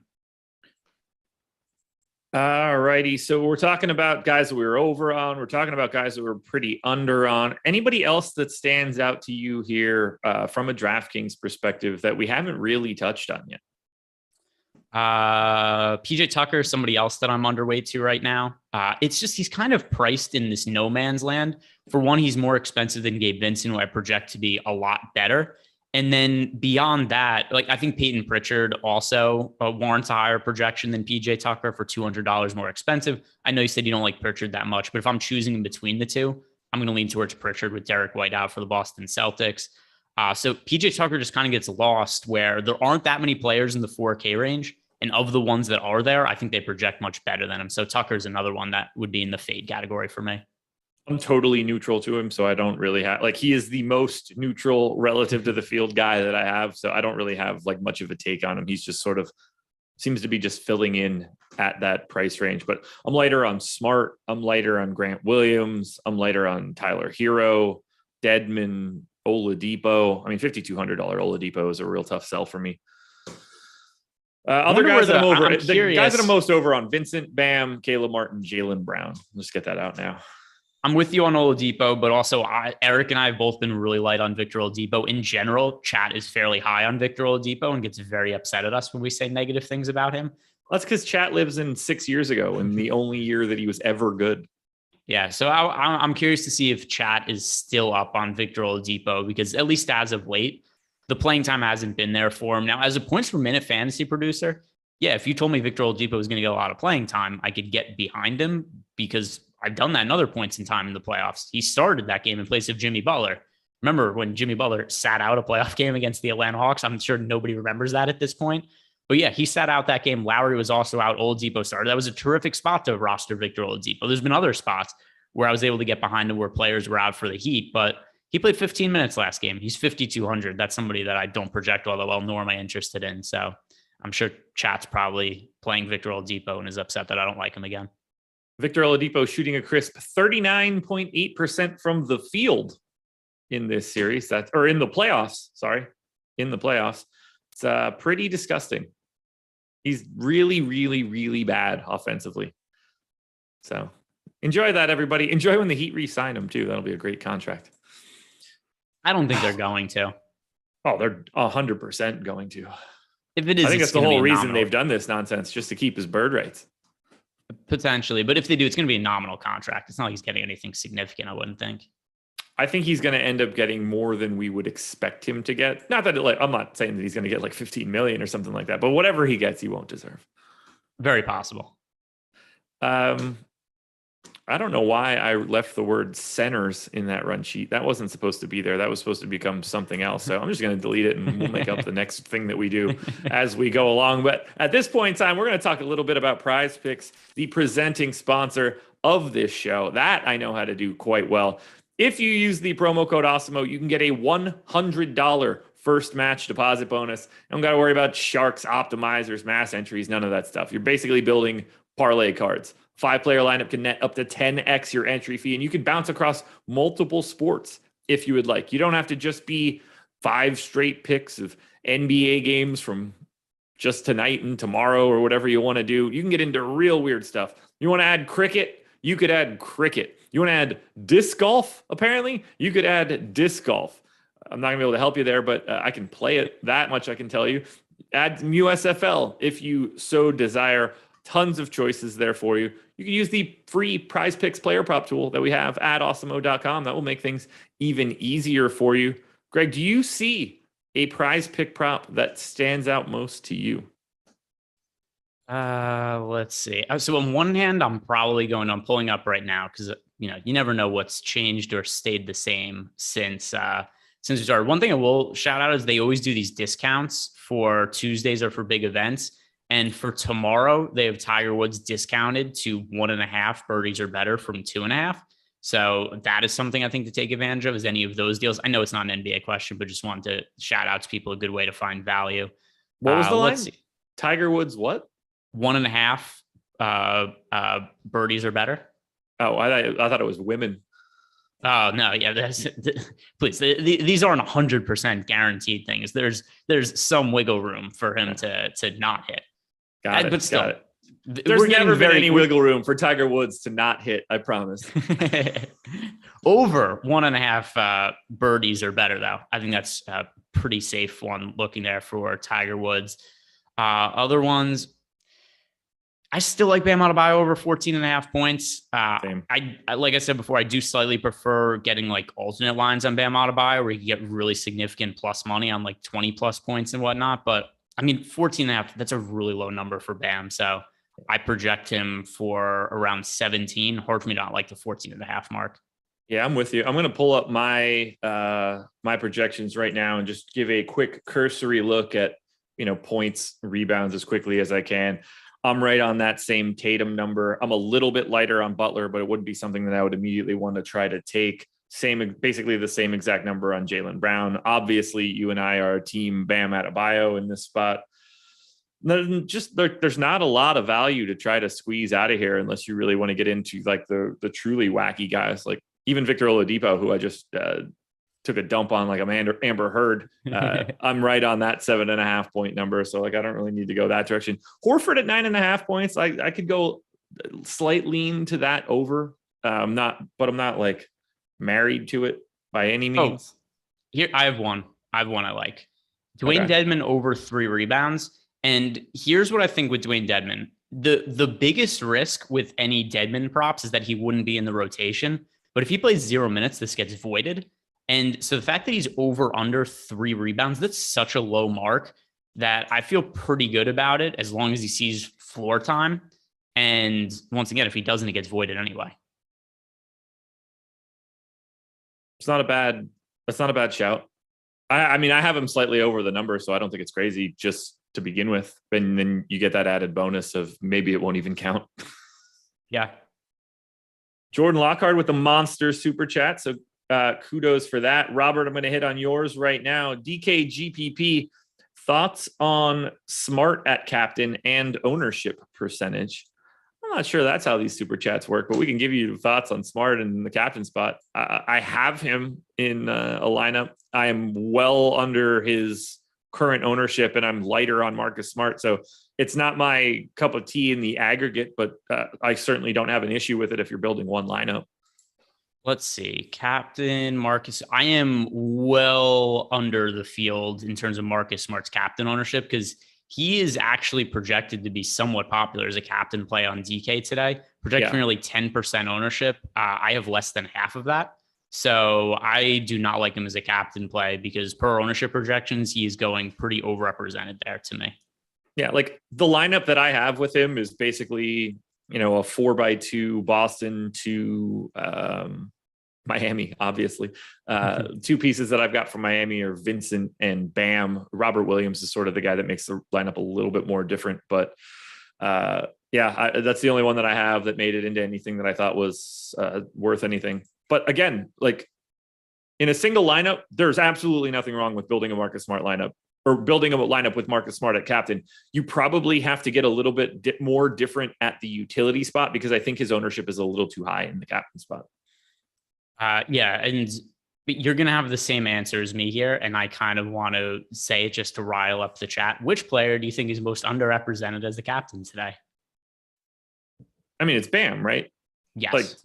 And it's not close. Yeah, no, I get to Bam in 20% of my lineups as a captain. 24 for me. So yeah, we're in lockstep today. I hope if one of us wins money and the other one doesn't tonight, I want to know what you did in the final 17 minutes of the show that you didn't speak into existence. It's probably going to be get lucky with an individual lineup. Can you this show is for people that have a bankroll that don't care about losing when gambling. I mean, in fairness, if you're playing DFS at all, you probably, this is with any betting though. You should never be betting anything, whether it's sports betting, DFS, that you aren't comfortable losing. Like that should just be a way that you approach any kind of investment. Yeah. I don't know how would you give advice differently? Like I'm just looking at the data. To me, that's the best thing that I could possibly do to talk to people about what they should do to win. Yeah, I mean, the only other thing I'd say is you just tell people play cash games and play all the most popular plays. Yeah, I guess. Yeah, I mean, I can tell people how to build a cash lineup in like 30 seconds. Yeah, I mean, and also, I mean, we're talking about tournaments. Number one, if you're playing to min cash in tournaments, you're playing to lose in the long haul. But the other thing too is, a lot of these payout tournaments, some of them are paying out for single game contests, 25, 33% to first place. Yeah. I mean, you need to be playing lineups that have a significant amount of upside, and some ways to find that upside, whether it comes with low ownership or it comes with players that are really high variance, that comes with downside as well. It's kind of part of the game. Totally agree. All right, let's see what we've got here. Jamie Moore, member for 9 months, took the Deadman rebounds prop. Thanks, guys. Good luck. And then let's see. Short Gamer gifted 5 Awesemo subs to YouTube. So thank you very much for that. It's really fun to see. George or Jorge, I'm not entirely sure how I should say it, but we'll keep moving from there with a nice super chat.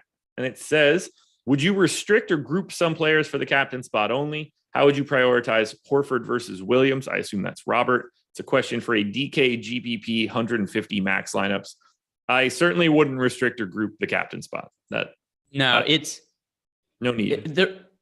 It's really hard to make any kind of crazy restrictions in showdown contests because it's one game, right? Like there's a chance also. So you talk about we like Bam Adebayo tonight, and I understand people in the chat do not, but traditionally Bam Adebayo and Dwayne Dedmon in the same lineup, there's a negative correlation there.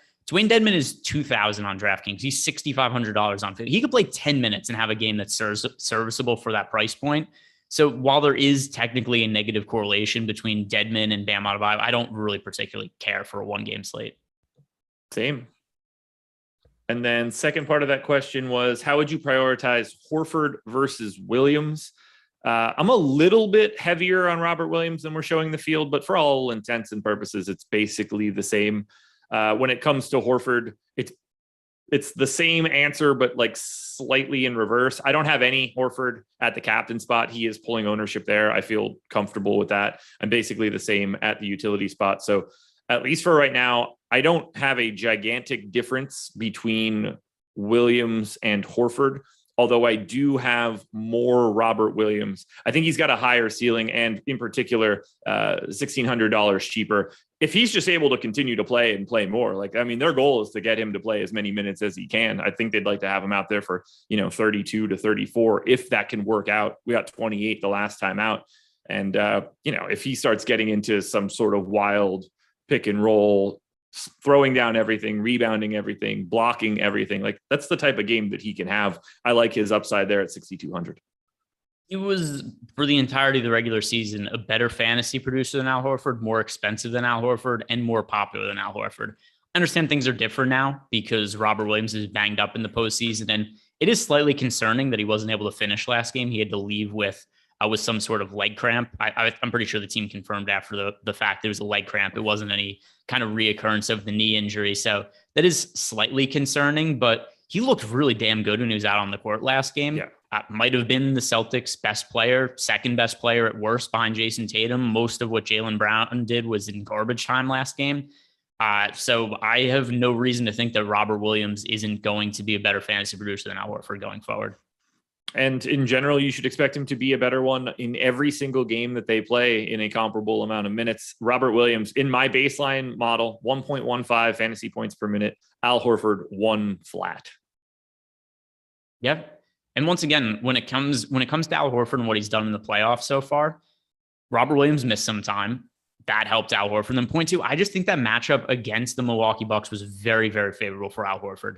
The defensive scheming of Milwaukee was about as favorable as possible. There's just not going to be another time where Al Horford is regularly getting 6-7 wide open threes in a game.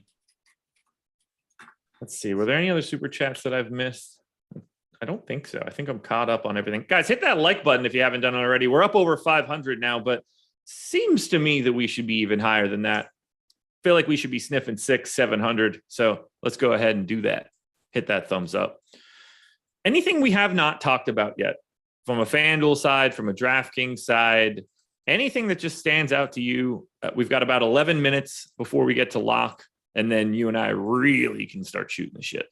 Yeah, we haven't really talked about Peyton Pritchard much yet, and I wanted to hear your take on him because you did say that you were light on him before. Yeah. So I kind of think that that's something that we should talk about because I have a feeling that a lot of people will be interested to hear us talk about Peyton Pritchard because he did have a really good fantasy game last time out. Marcus Smart is back, but Derek White is out, which, boys, that riled up some Celtics fans online. How dare he even think about having a child during the time of the playoffs? Which the other thing I think is funny about Celtics fans being upset about that is when he conceived said child, he was on the Spurs. There was no way he thought he was going to be playing in the playoffs. So even if you wanted to think that he was not being considered the playoff time, you didn't think he was going to be in the playoffs. And also, who really cares? But yeah, so with Derek White out, Peyton Pritchard does stand to play increased role, but you did seem to be a little bit lighter on him. What would be those reasons? Yeah. One, let's start here. Would you want to play in game one or go to the birth of the first child? Game two. Yeah. Well, I mean, if I get to play in game one, it means that I'm good enough to be in the NBA. So that would be my answer. Yeah, but I don't mean you know where I'm going. Do you think I'd try to play in the game? We're talking about 3 hours and you can be in a PJ on your way to wherever you need to be. He's got the ability to leave the moment the game is over. This is not a long chunk of time. I don't have kids, so it's really hard for me to say. I feel like this is my perception. By the way, be changed. Obviously, same here. I'm speaking as someone that values his own life a lot more. But that's the other thing too, is you and I not having kids means we value children less than people who are either have kids or want to have kids. I don't know, maybe we'll have kids at some point. So I think our perception is going to be skewed on this. Yeah, you're probably right there.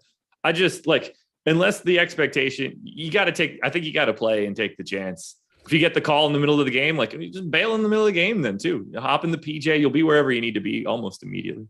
I don't know where he lives. Probably Texas. By the way, this is also a really funny point is Uno 14 in chat says, after having 2 kids, I would definitely play in the game. Yeah, there we go. That's it. My dad would feel the same way after having 4 kids, I think. As a child, I would want my dad to go play in that game.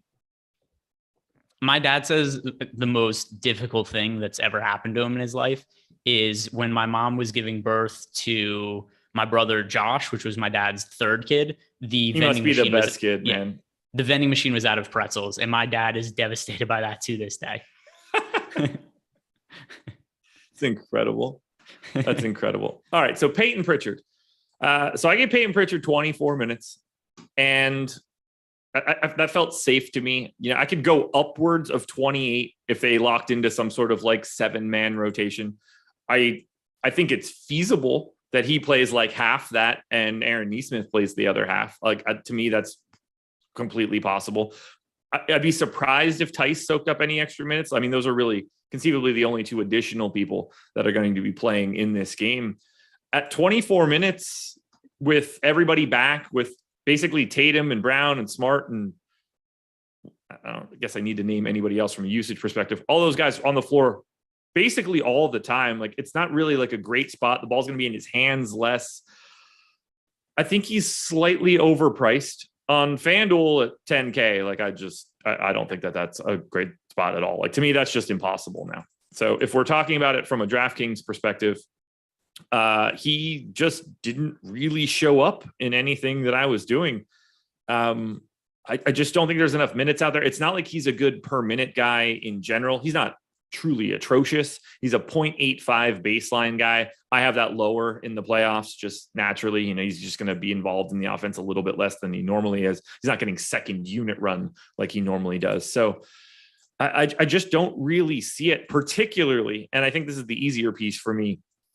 I don't really see it at the ownership that he's getting to. I think he'd be a little bit easier to get to if he wasn't owned the way that he is already. I just see the guys that are around him in price. Like, for example, I know that I mentioned it before, but like, I see PJ Tucker as a decent play, and I don't really see Peyton Pritchard the same. I obviously prefer Gabe Vincent significantly, and he's $400 cheaper. Like, I have Gabe Vincent projected for more fantasy points than I have projected to Peyton Pritchard, and you get the discount. So I just don't see him in that spot now that Marcus Smart is back.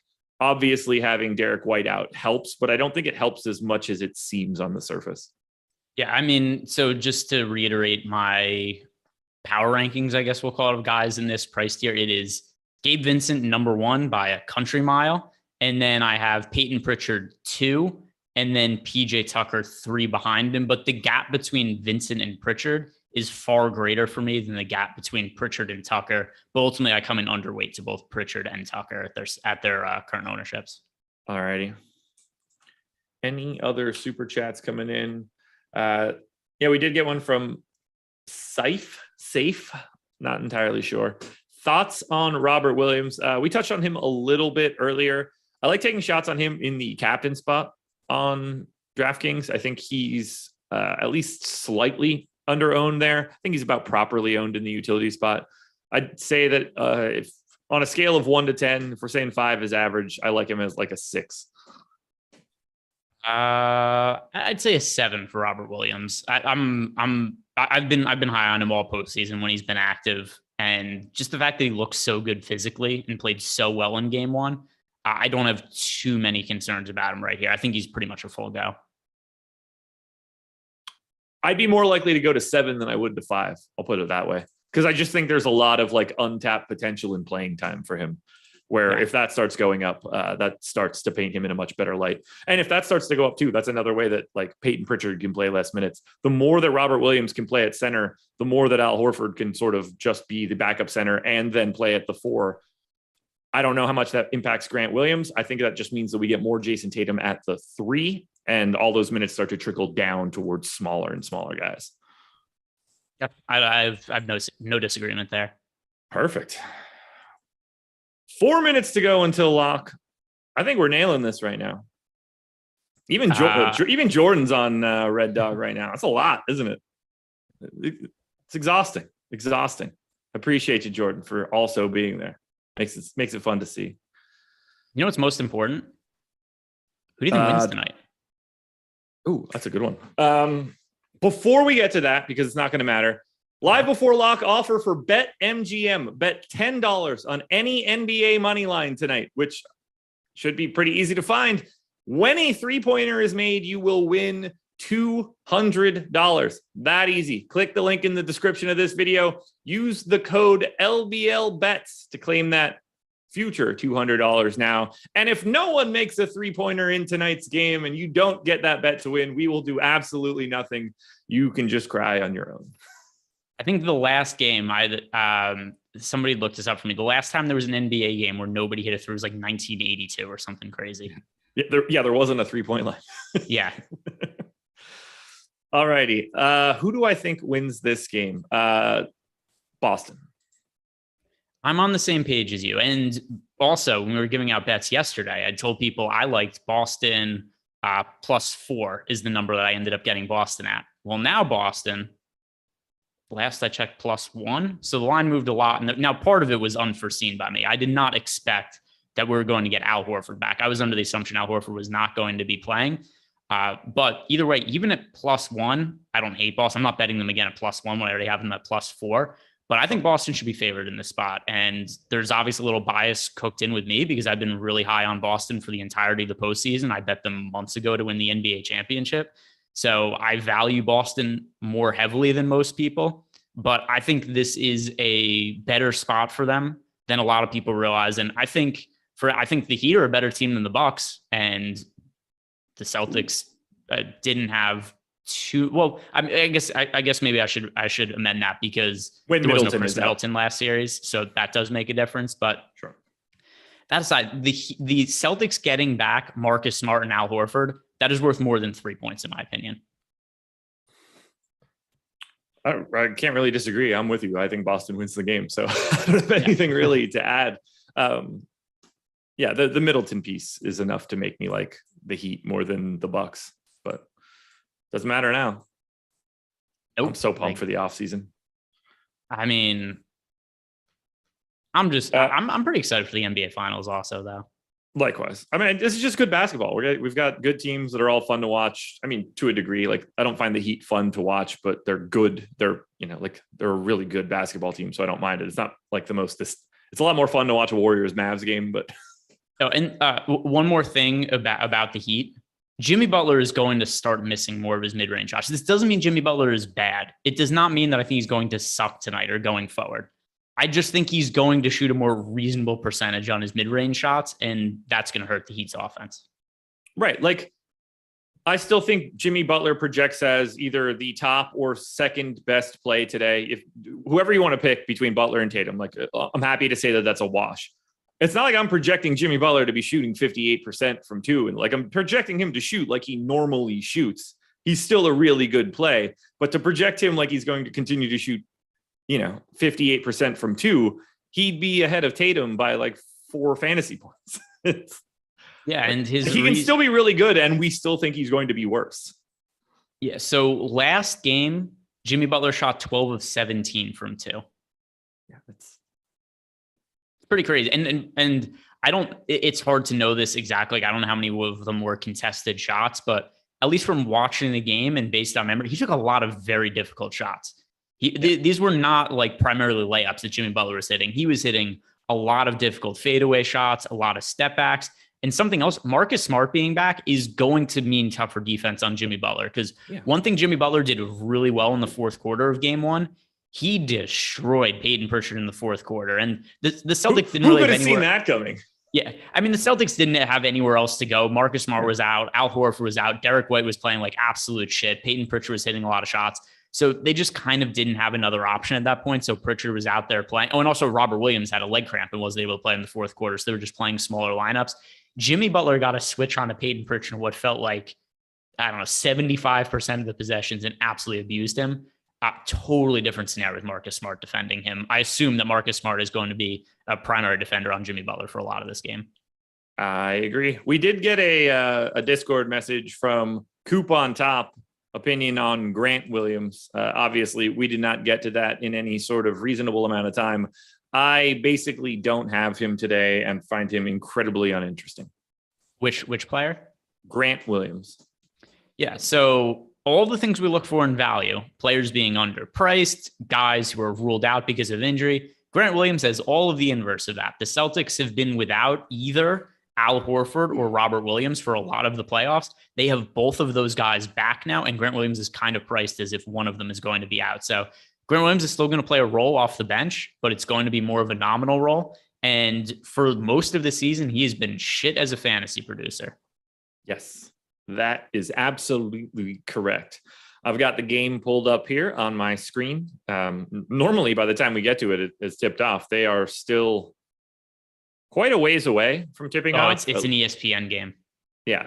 They got 5 minutes on the clock right now. So this one's not tipping off for at least 15 minutes. So what do you want to do?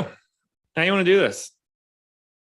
Well, there's a lot of different there's a lot of different things we could do. Let me look at some of the futures markets right now for NBA, because I am a little curious to see where these things lie. Also, other stuff Ryan and I talked about last night was the new Eastern and Western Conference MVP numbers. So those are closed right now. The Western Conference one is up. I thought Ryan had one of the sharper takes about the numbers last night, which was the Warriors were prohibitive favorites to win the series against the Mavericks. And, you know, we could go back and forth about whether the number was fair or not, but just the idea that the Warriors going into yesterday were like minus 260 to win the series, and Steph Curry was even money to win Western Conference MVP. That didn't really jive with me. Like, that kind of indicated there was good value on Steph Curry. Even is that today, an award? What's that? That's an award? Yeah, they added it this year. So it's the Larry Bird and Magic Johnson Award for Western and Eastern Conference final MVPs. I thought we were about to start talking about MVP props for next year. And I was like, fucking sweet, man. This will be fun. I mean, we could talk about it for the championship too. I just wanted to bring this up because I wanted to give Ryan props for this yesterday, because Steph Curry has since moved to minus 160 to win MVP for the series. But the Warriors are now minus 460 to win the series. I mean, sure, somebody else on the Warriors could end up winning the award. Steph Curry, other guys on the Warriors have won the award when Steph Curry, the finals MVP, when the Warriors have won the championship. But to me, if the Warriors win this series, Curry is overwhelmingly the most likely player to win MVP. And I don't really understand why he would be minus 160 when the Warriors are minus 460 to win the series. I'm with you. I don't have anything to add to that. That seems like way too big of a gap. I don't know. I don't think we get 3 more games of Andrew Wiggins so that it goes. What's his line? Let's see. What is Wiggins 23 to 1. But even with that said, I mean, I think there's value in that. Well, now that he's booked game 1, kind of. But if the series ended today, like, Curry was good in that game. What were the numbers? Curry also pulled down a ridiculous amount of rebounds. Yeah, like, look, I'm not saying that I think that Wiggins is likely, but 23 to 1 feels like decent value after having a really good game 1. It won't take a lot more for him to do it. Like, if Andrew Wiggins is playing well and the Warriors are winning, then by default, Steph probably doesn't have to be. The Wiggins game, I think, is probably worse than what we remember it being now. He scored 19 points on he scored 19 points on 17 shots. Yeah, but nobody gives a shit about how many shots he took in this scenario. Well, Curry scored more points on less shots. Yeah, I agree. But like, the narrative was like, oh, he's also playing defense on Luka and blah, blah, blah, blah, blah. 23 to 1 seems fine to me. I mean, I think that there's the most value exists on Curry being short of where he should be based on the odds of that series. That I completely agree with. Yeah. But like, normally you just don't expect, I just assume that Andrew Wiggins is going to play worse than he did. Yeah. That's team high that's plus fair 28, if that matters to anybody. Do you think voters ever grade this on a curve where they're just like, wow, you played much better than I expected, therefore you look more favorably when we're placing votes? Yeah. It's the Coach of the Year award. That's true. You know what's actually the dumbest? Well, there's a couple awards that I think are dumb. Six man's the dumbest. I've already established that. But at least it has. So there's a lot of dumb awards. Executive of the Year is really dumb to me. I realized this the other day, because it's never based on what people have done this year. So like, anytime somebody wins Executive of the Year, it's based on like a draft pick they made 3 years ago. Like, there's no other award where somebody wins MVP where it's like, oh, cool, like something you did 3 years ago impacts your play now. Who won Executive? It was Zach Kleiman should win it. Executive of the Year this year was that. But what move did the Grizzlies make this year that benefited them, made them like way better?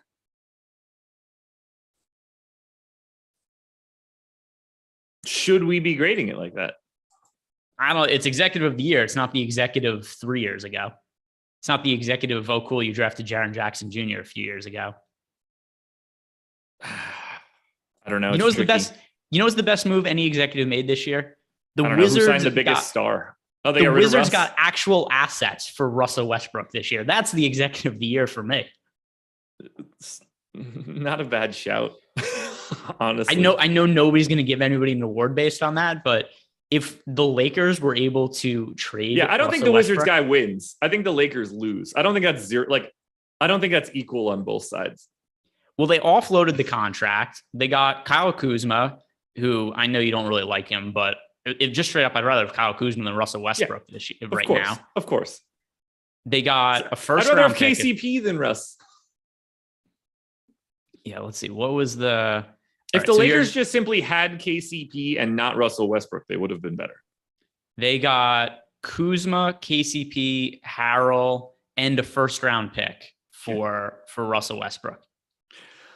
And the Lakers front office is going to keep their jobs. Well, I mean, it depends. It's always hard, right? Because how much, because it depending what reports you read, the Lakers had a trade in place to get Buddy Hield. I loved it. And it was basically overruled by LeBron James and Anthony Davis. They went out to dinner with Russell Westbrook. They recruited him to play there. They went to the front office and they said, we could make a similar trade for Russ. This is the deal we want. And, you know, like, what are you going to... They had to recruit Russ to get traded to the Lakers from the Wiz. That must have been a tough sell. Hey, man, you want to come play with us? We won the title 2 years ago. But it's also just such a shitty spot for, and assuming this is true, because who knows, a lot of reporting ends up being for clickbait, or a lot of it ends up being, you know, just totally bunk. But I don't really see how you, if you're managing the Lakers, that you don't give in to what LeBron wants. What's he going to do? Leave in free agency when his contract's up, which I guess he's probably going to end up doing anyway at this point. Deuces, man. You got to be able to be like, yo, Russell Westbrook sucks. This is a terrible idea. We know what the blueprint is. We're going to spread people out. We're going to play defense. Shut your mouth and get out there. Yeah, but then also you've just got the clutch engine where it's like, all right, are now, is it going to be a thing where clutch clients are just not going to go play for the Los Angeles Lakers for the foreseeable future? Like, that's within the cards. That trade keeps clutch people in the Lakers. KCP's a clutch client. KCP is a victim of that also, though. Like he's a bargaining power. He benefited too. He took 2 pretty nice deals in back-to-back years, like as a clutch bonus. Oh, you know what? Josh Gillen with a good shout. Who is the Pelicans GM? David Griffin. Okay, so David. No. David Griffin is the executive vice president. David Griffin is the decision maker. I think it might be Trajan Langdon. Either way, the trade. The answer is David Griffin to the person that does things for the Pelicans. Fair enough. So the trade for CJ McCollum at the trade deadline, I don't think they make the playoffs if it's not for that trade. And also drafting Herb Jones was a ridiculously good draft pick. Agreed. I have a lot of trouble giving credit for those kind of picks, but unquestionably it's good. It's not like a negative by any means. I mean, I don't like the trade still. I don't know what bringing in CJ does for you, like for real. I don't know what the answer to that is. What were his numbers with he played really, really well. Yeah, he was Jimmy Butler in the playoffs. He shot 55% from 2. His high ever was 50% from 2. But even in the regular season when he was with, that's what I'm reading off. He shot 55% from 2. He was shooting 48% from 2 in Portland. Yeah. So overall his splits 49% from the field, 39% from 3. I mean, something else to consider too is, you know, it seemed that Zion Williamson was fairly unhappy with the franchise. Does them trading for CJ McCollum and him playing that well in the second half of the season, is that the difference in Zion staying there long term? Potentially. I mean, I don't know what to do with him. Like, I think you just try to get good players and like move forward. CJ McCollum is a Band-Aid. Nobody wants, this is going to be real controversial, but like nobody wants CJ McCollum in a Western Conference Finals or a finals because his defense is piss poor. Like we're going to see him be a problem and get picked on in these situations. He's not exactly on the same timeline. He's going to be 31 next year. Zion slightly younger than that. Brandon Ingram slightly younger than that. Like moving forward, I'd rather I don't love the trade for the Pelicans because I don't really know what it solves. Is being the 8th seed good? If you get the ceiling out of Zion Williamson next year, I think they're a title contender. I think you're crazy. No, because Zion could be an MVP candidate. Zion could be an MVP candidate next year. I don't care if he is. That's insanity. Well, you have to care a little bit. That's insanity. That's insanity. With Jonas Valanciunas, CJ McCollum, Brandon Ingram, they're going to beat like a drum defensively. That team can't go there. That's like a lower rent version of the Brooklyn Nets. If Zion has a better year than he had last year, they cannot win the West. I don't think it's likely, but I think there's a ceiling there for it. I don't even think they'd be favorites to host a playoff series. I don't think they'd be favorites to either. But I think the difference between their ceiling and floor is a lot wider than a lot of teams because a lot of it's riding on Zion Williamson's health, which is obviously very questionable right now. I would do anything I could to get off of CJ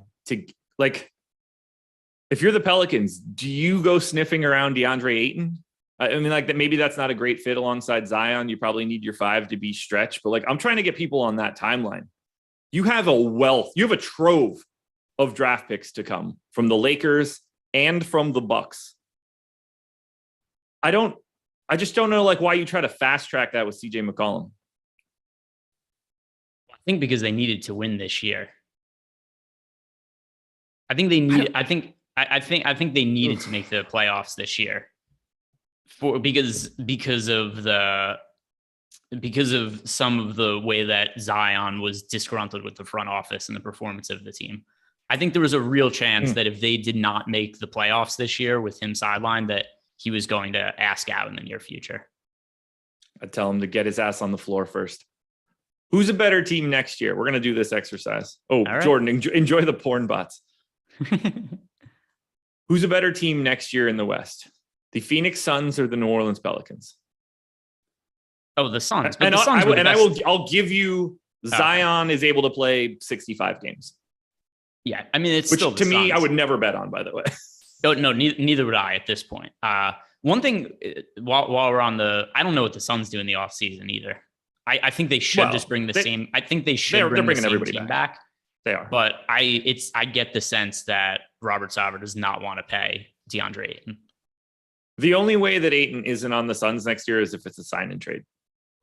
They're matching any deal that comes in. You can't let him go. You'll figure it out later. But I mean, that's what they should do, except they have a notoriously cheap owner who does not want to pay luxury tax. Either way, the answer there is the Suns. Yes, correct? The answer is the Suns. The Memphis Grizzlies or the New Orleans Pelicans?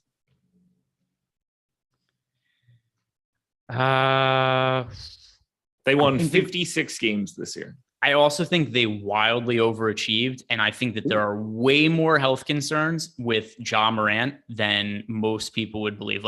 I think the injury risk between Morant and Zion heading into next year is a lot closer than a lot of people would like to think it is. That's tough. Morant is closer, yeah. But Morant played 57 games this year, and Zion played precisely 0. Yes. That is true. But Morant has also now had 3 fairly significant knee injuries in his career. Yeah. And he's already had 1 knee surgery before his NBA career started. Team 3, Golden State or the New Orleans Pelicans? Yeah, Golden State. Dallas or the Pelicans? Dallas. The Los Angeles Clippers or the Pelicans? How are you stopping? That's because I have no clue what the hell to expect from the Clippers next year. I don't know what Kawhi's knee is going to look like. They sucked this year. I don't have that much. It's probably better than fat Zion. I'll take the Clippers, but I have some uncertainty there. I would not be surprised if the Clippers are the favorites in the West before that season starts. They are my favorite. Put it this way: the Clippers are the favorites in the West to me. Let me see if there are numbers for this. I would assume it's the Warriors betting wise next year. Give me the Clips. Neither here nor there. I'll give you. I know we're going to agree on the next one, even though I'm not totally comfortable with it, but something's going to happen. I think you're going to take the Pelicans in this scenario over Utah. Yes. I think that team's getting broken up in the offseason. I think they can still be good and as good as the Pelicans, but that's a complete wash at this point. Something's happening. Denver or the Pelicans? The game is also officially started. That's Denver. Minnesota or the Pelicans? That's the Pelicans for me. By the way, of the teams, agreed, I think. Of the teams that I think I'm most likely to bet on is a longer shot next year to win the West, it's probably the Nuggets, number one. Sounds like it's the Pelicans. Final one for you, because I don't think that you're going to say it's San Antonio, Sacramento, Portland, Oklahoma City, or Houston. So the Los Angeles Lakers or the New Orleans Pelicans. Oh, Pelicans. The Lakers were abysmal this year, and I'm fairly confident that they're, I don't know, I wouldn't say fairly confident. I think there's a very good chance they're bringing Russell Westbrook back next year. I think Russell Westbrook and 2 first-round picks are going to turn into something, and it's going to just really irritate the shit out of me. So I'm getting pushed and pulled a couple different ways. First of all, Russell Westbrook burnt every single bridge on the way out of his exit interview in a hilarious way. By the way, game is tied 5-5 right now. Jalen Brown is still at 3 to tie it. But either way, you named a lot of teams that are better than the Pelicans for next year. Yeah, but I don't think that there's one team that's prohibitively better than everybody else. I think the NBA is way more wide open in this current day than it was years ago. I think there's a lot of teams that are live to win championships, teams that are live to play in championships, teams that are live to make deep playoff runs, when a few years ago, it was nothing's ever guaranteed. But there was a point in time where we knew it's like, oh, it's going to be Cavs and Warriors. We're very far removed from those days. Oh, yeah. I mean, that I completely agree with. You can't be close with no defense. And that Pelicans team has no defensive identity to speak of. They've actively bad defenders at 4 starting positions. 5 starting positions, if we want to get 4 if we're starting Herb Jones. Yeah, Herb Jones is terrific. Joe Val's terrible. Zion, terrible. Brandon Ingram, terrible. McCollum, terrible. I think Zion, just because of how athletic he is, could become a good defender, though. What? He's not. He's going to get cooked in the pick and roll. I think he could become a good defender. He's so athletic and so strong. He was so athletic and is so strong. That I agree with. But I still, you see those videos. He's explosive vertically, not laterally. Yeah. I mean, he's got that weird gait where he walks like he's got, like he did a Paul Pierce in his pants. I was going to the Paul Pierce analogy as well. All right, let's get to this game.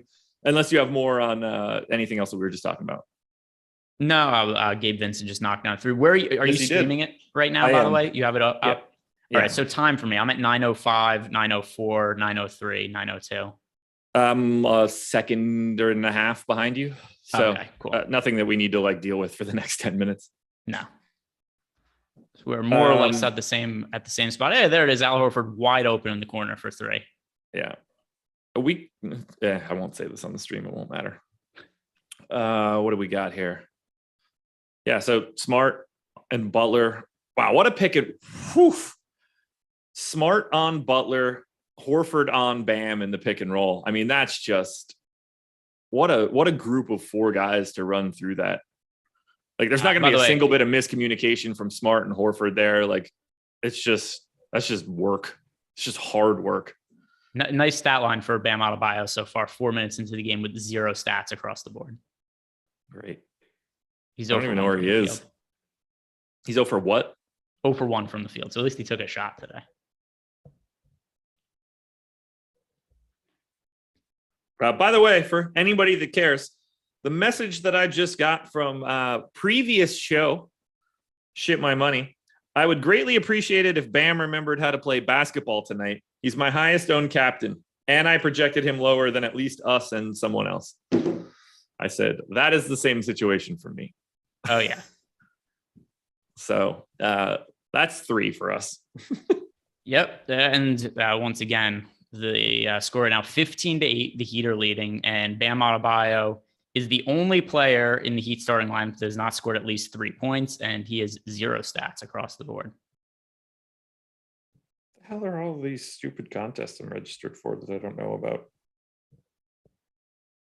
Yeah, doesn't matter. All right, where are we standing? Upcoming? Nope, not upcoming. How was your deposit experience? Wasn't even for this. When I get to go to Pennsylvania, I just load up a bunch of cash and put in some bets before I leave. What do you have existing bets for the playoffs right now? If you count my Clippers to win the NBA title, bet no. I had the Bucks. Okay. I have my Celtics bets, which people are aware of right now. That's my rooting interest. I wasn't up to Pennsylvania fast enough, like early enough in the time where that would have mattered to get them down. By the time I was like, by the time I went up there and remembered that I could do that, it was already like March.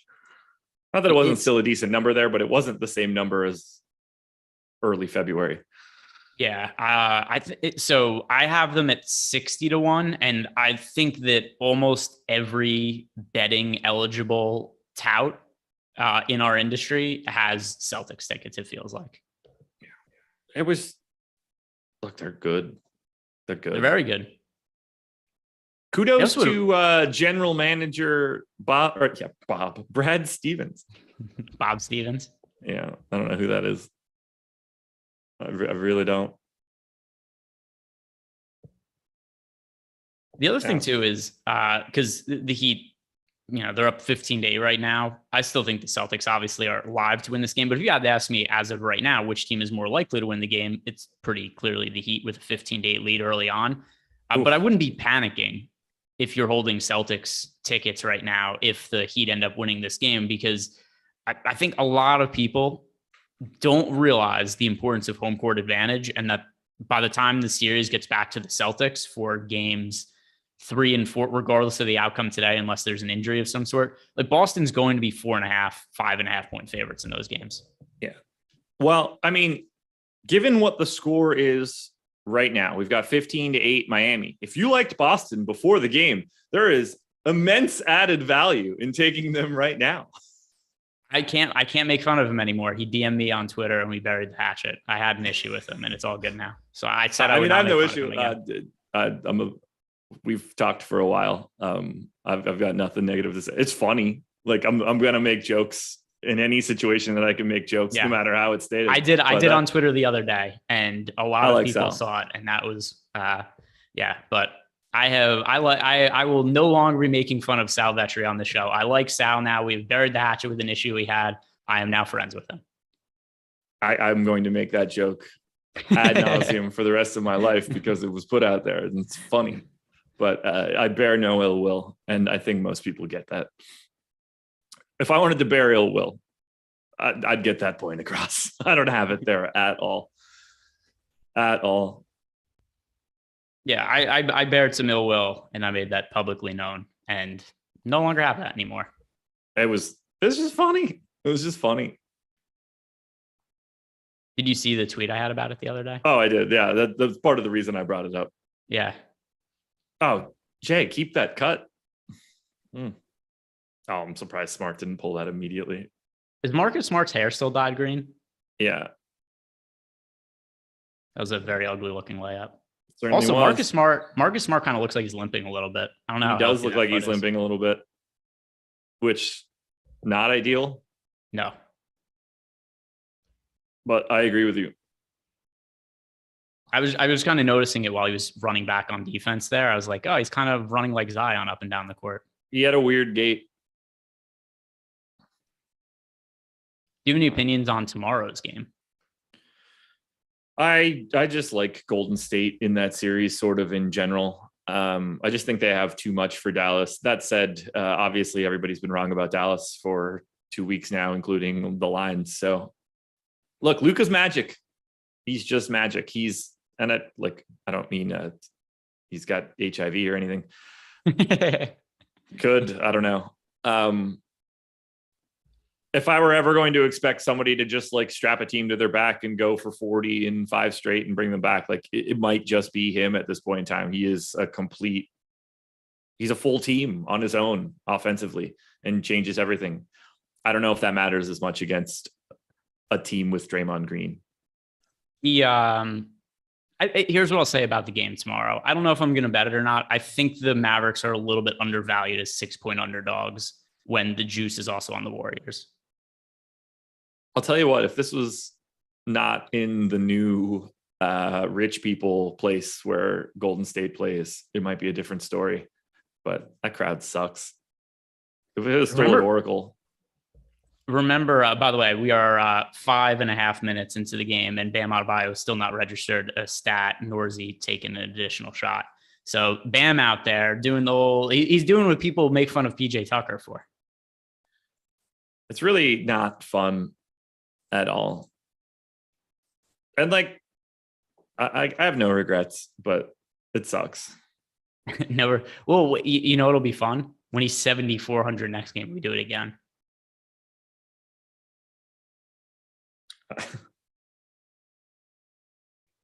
I got another great message from Adam that's right in line with us. So let me go ahead and put that one out there.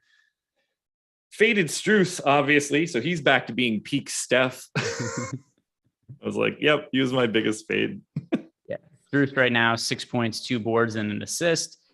Jimmy Butler 4 points, 2 assists, and a rebound on the Celtics side of the game.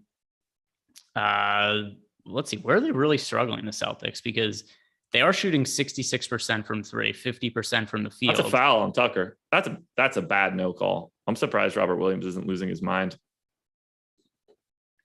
Tice checking in? Oh, is that what's happening? Let's see. Yeah. Unless he just wandered away. That's also possible. I assume that Daniel Tice is out of it most of the time. No, Grant Williams checking in for Robert Williams. Okay. Oh, I see Portnoy there, front row center, in a Larry Bird jersey. Do you like Portnoy? I don't follow anything at all related to Barstool.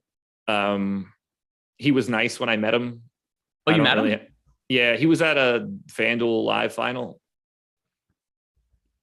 So I was just like, oh, that's right. They did that thing that one year where they gave away seats to Barstool guys.